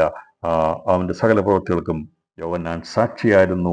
അതിന് ദൈവത്തിൻ്റെ ശിഷ്യഗണങ്ങൾ സാക്ഷിയായിരുന്നെങ്കിൽ ഇന്ന് രാത്രി നമുക്കും പറയാം, ഞാൻ പാവിയായിരുന്നു, യേശു എന്നെ രക്ഷിച്ചു. എത്ര പേർക്ക് ദൈവസന്നിധിയിൽ വിനയത്തോടെ ജീവിതത്തെ സമർപ്പിക്കാൻ കഴിയും? പാറയായ ക്രിസ്തുവിൻ്റെ പ്രവൃത്തി മുഖാന്തരമായി അവൻ ലോകത്തിൽ നമ്മെപ്പോലെ ശിശുവായി അമ്മയുടെ ഉദരത്തിൽ 10 മാസം ചുരുങ്ങിയത് അഖിലാണ്ടങ്ങളെ സൃഷ്ടിച്ച കർത്താവ് മനുഷ്യപാപത്തിൻ്റെ പരിഹാരത്തിന് വേണ്ടി ഒരു സാധാരണ കുഞ്ഞായി ലോകത്ത് ജനിക്കാൻ വേണ്ടി അവൻ ഒരു ദിവസം ഇവിടെ പ്രത്യക്ഷപ്പെടുകയല്ല ചെയ്തത്. എങ്ങനെയാണ് ഒരു മനുഷ്യ കുഞ്ഞ് രൂപപ്പെടുന്നത്? അതുപോലെ മറിയയുടെ ഉദരത്തിൽ ഏകദേശം 9 മാസത്തിൽ ചിലവാന ദിവസങ്ങൾ ഒരു കുഞ്ഞിനെ പോലെ അവൻ ഗർഭസ്ഥ ശിശുവായിട്ട് ലോകത്തിൽ ജനിച്ചു. അവൻ പരിശുദ്ധമാവിൻ ജനിച്ചു. അവൻ വളർന്നു. അവൻ്റെ പ്രവൃത്തി തുടങ്ങി. അവൻ പാറയായിട്ടുള്ളവനാണ്. ക്രിസ്തു അവൻ്റെ രക്തം ചീന്തി മനുഷ്യപാപത്തിന് പരിഹാരമായി തീർത്ത് അവൻ്റെ പ്രവൃത്തിയെക്കുറിച്ച് പറയുമ്പോൾ യേശു പാപികളെ രക്ഷിക്കുന്നു. നമ്മുടെ കർത്താവ് നമ്മളെ രക്ഷിച്ചു, നമ്മുടെ പാപികളെ രക്ഷിച്ചു. അതുകൊണ്ടാണ് നമ്മെ വിശുദ്ധന്മാർ എന്ന് വിളിച്ചിരിക്കുന്നത്. ഇപ്പോൾ 7 സഭകളോടുള്ള ബന്ധത്തിൽ യേശു എൻ്റെ നടുവിൽ നിൽക്കുമ്പോൾ പറയുക, എൻ്റെ രക്തത്തിൻ്റെ ശക്തിയാൽ ശുദ്ധീകരിക്കപ്പെട്ടതാണ് ആഗോള സഭ. അവൻ അവിടെ നിന്നാണ് സംസാരിക്കുന്നത്. രാത്രിയിലും സഭയുടെ മധ്യത്തിൽ നിൽക്കുന്ന കർത്താവ് നമ്മളോട് സംസാരിക്കുകയാണ്. അവൻ യേശു മുഖാന്തരമായി, അവൻ്റെ പ്രവൃത്തി മുഖാന്തരമായി രാത്രി നമുക്ക് പറയാം, യേശു പാപികളെ രക്ഷിക്കുന്നു. തെളിവെന്തെന്ന് ചോദിച്ചാൽ അത് നെഞ്ചത്ത് കൈവച്ച് പറയണം, ഞാനൊരു തെളിവാ. പൗലോസ് പറഞ്ഞു, ഞാൻ ആ പാപികൾ ഒന്നാമൻ. അതെ, അധികമായി ക്ഷമിച്ചു കിട്ടിയവർക്ക് അധികം സ്നേഹിപ്പാൻ കഴിയത്തുള്ളൂ. ഇന്ന് രാത്രി നമുക്ക് പറയാം, കർത്താവേ, നീ എന്നോട് ചെയ്ത മഹാസ്നേഹത്തിനായി സ്തോത്രം ചെയ്യാം. നമ്മുടെ പാപങ്ങളെ ക്ഷമിച്ച് നമ്മെ രക്ഷിച്ച ദൈവത്തിന് സ്തോത്രം ചെയ്യാം. അവൻ രോഗികളെ സൗഖ്യമാക്കുന്നു. അതെ, ആത്മാവിൻ്റെ സകല രോഗത്തെയും സൗഖ്യമാക്കുവാൻ, ദേഹത്തിൻ്റെ രോഗത്തെ സൗഖ്യമാക്കുവാൻ, മനസ്സിൻ്റെ രോഗത്തെ സൗഖ്യമാക്കുവാൻ ക്രിസ്തുവിന് കഴിയും. തകർന്ന മനസ്സുകളെ എല്ലാവരും നിരസിച്ച് കഴിയുമ്പോൾ, ആർക്കും ചെയ്യാൻ കഴിയാകുമ്പോൾ, കർത്താവ് പറഞ്ഞു, തകർന്ന് നുറുങ്ങിയിരിക്കുന്ന ഹൃദയത്തെ ദൈവം നിരസിക്കുകയില്ല. സകല രോഗങ്ങളെയും യേശു സൗഖ്യമാക്കും. ഒരുപക്ഷെ ക്യാൻസറിനുള്ള മരുന്ന് കണ്ടുപിടിച്ചു എന്നാണ് പറയുന്നത്. അതിനുള്ള വാക്സിനേഷൻ കണ്ടുപിടിച്ചു, റഷ്യക്കാർ കണ്ടുപിടിച്ചു. അധികം താമസിയാതെ അത് മുഖാന്തരമായി ക്യാൻസർ എന്ന രോഗത്തെ മാറ്റി നിർത്താൻ കഴിയും. എന്നാൽ മനസ്സ് തകർന്നവരെ അവരുടെ മനസ്സിനെ കെട്ടുവാനുള്ള മരുന്ന് ശാസ്ത്രത്തിന് കണ്ടുപിടിക്കാൻ കഴിയത്തില്ല. എന്നാൽ മനസ്സ് തകർന്നവരെ അവനെ സൗഖ്യമാക്കുവാൻ യേശുവിന് കഴിയും. അപ്പോൾ നമ്മുടെ ദേഹത്തിൻ്റെയും ദേഹിയുടെയും ആത്മാവിൻ്റെയും സകല രോഗങ്ങളെയും പരിഹരിക്കുവാൻ കഴിവുള്ള ദൈവം രോഗികളെ സൗഖ്യമാക്കുന്നു. അവൻ അശുദ്ധാത്മാക്കളെ പുറത്താക്കുന്നു. മനുഷ്യനിൽ കുടികൊള്ളുവാൻ ആഗ്രഹിക്കുന്ന പൈശാചശക്തികളുണ്ട്. അങ്ങനെ കുടികൊള്ളുന്നവരെ യേശുവിൻ്റെ നാമത്തിൽ അത് വിശ്വസിക്കുമ്പോൾ അത് പുറത്താക്കുവാൻ ഇടയാത്തരും. അവൻ അങ്ങനെ ശുദ്ധമാക്കുന്നവരുടെ മേൽ ആത്മാവിനെ നൽകുന്നു. കർത്താവ് നമുക്ക് പരിശുദ്ധാത്മാവിനെ സ്തോത്രം ചെയ്യാം. യേശു കർത്താവ് നിത്യരാജ്യത്തെ സ്ഥാപിക്കുന്നവൻ്റെ പ്രവൃത്തിയാണ്. അതുകൊണ്ട് പാപം നീങ്ങി പാപമില്ലാത്ത ഒരു ലോകം യേശു ഇവിടെ സ്ഥാപിക്കും. അത് പുതിയ ആകാശ പുതിയ ഭൂമിയിൽ വരുവാനുള്ള ലോകത്തിൽ അത് സ്ഥാപിതമാകും. ഇവിടെ അതിൻ്റെ അക്ഷരികമായിട്ടുള്ള സ്ഥാപനമുണ്ടാകും. എന്നാൽ നിത്യതയിൽ ആ പാപമില്ലാത്ത, മരണമില്ലാത്ത, ദുഃഖമില്ലാത്ത വരുവാനുള്ള ലോകത്തെ കണ്ടുകൊണ്ട് രാത്രി പറയാം, അവൻ ആരംഭിച്ച പ്രവൃത്തി തികച്ചെടുക്കും. അതെ, ബാക്കിയുള്ള വിഷയങ്ങളെ ദൈവം വെച്ചാൽ അടുത്ത ആഴ്ച നമുക്ക് ചിന്തിക്കാം. രാത്രിയിൽ കണ്ണടയ്ക്കുമ്പോൾ പ്രാർത്ഥിക്കുമ്പോൾ നമ്മുടെ കർത്താവ് ആരാകുന്നു എന്നുള്ളതും, അവൻ ജഡത്തിൽ വന്നത് എന്തിനു വേണ്ടിയാണെന്നുള്ളതും, അവൻ നമ്മുടെ സകല രോഗങ്ങളെ സൗഖ്യമാക്കുന്നു, നമ്മുടെ പാപങ്ങളെ മോചിക്കുന്നു, നമ്മളിലുള്ള സകല അശുദ്ധ ശക്തികളെയും പുറത്താക്കുന്നു. അവൻ പരിശുദ്ധാത്മാവിനെ നൽകി അവൻ നമ്മളെ ദൈവമക്കളാക്കി അവൻ്റെ രാജ്യവും പുരോഹിതന്മാരാക്കി തീർത്തനായി സ്തോത്രം ചെയ്യാം. വചനങ്ങളെ കർത്താവ് നമ്മെ സഹായിക്കട്ടെ. ഇന്ന് രാത്രിയിൽ പുനരുത്ഥാന സാക്ഷ്യം പ്രസ്താവിപ്പാൻ യേശുക്രിസ്തു നമ്മെ അധികാരപ്പെടുത്തിയിരിക്കുക. അവൻ്റെ അധികാരം നമ്മുടെ മേലുള്ളതുകൊണ്ട് അത് ഏത് പാപത്തെയും ഏത് വിഷയത്തെയും നീക്കം ചെയ്യുന്നത് ക്രിസ്തുവിൻ്റെ പരിശുദ്ധാത്മാവിൻ്റെ ശക്തിയാണ്, പുനരുത്ഥാന ശക്തിയാണ്. അത് നമ്മുടെ മേൽ വ്യാപരിക്കുമ്പോൾ അത് നമ്മളെ ഉയർത്തും. നമ്മളെ തളർത്തുന്ന, താഴ്ത്തിയാൻ ശ്രമിക്കുന്ന സകല വിഷയങ്ങളുമേലും രാത്രി ക്രിസ്തുവിൻ്റെ പുനരുത്ഥാന ശക്തിയാൽ ഉയർപ്പ് പ്രാപിച്ചുകൊണ്ട് ദിവസങ്ങളിൽ നീതികരണത്തിനായി നമുക്ക് ദിവസങ്ങളിൽ കൂടുതലായ ദൈവം ഏൽപ്പിക്കാം. വിശുദ്ധീകരണം പ്രാപിച്ച് തേജസ് പ്രാപിച്ച് അവൻ്റെ അതേ പ്രതിമയായി രൂപാന്തരപ്പെടുവാൻ ദൈവ കൃപ ചെയ്യട്ടെ. ആ പ്രവൃത്തി നമ്മൾ തുടങ്ങിയവൻ അവൻ്റെ നാളിൽ തികച്ചെടുക്കുമെന്നുള്ള ആ പ്രത്യാശയോടെ ആ നമ്മുടെ ജീവിതത്തെ പ്രത്യാശയ്ക്കായി ജീവിതത്തെ ക്രിസ്തുയേശുവിൽ സമർപ്പിക്കാം. വചനങ്ങളാൽ ദൈവമായ കർത്താവ് നമ്മെ ഏവരെയും ധാരാളമായി അനുഗ്രഹിക്കുമാറാകട്ടെ.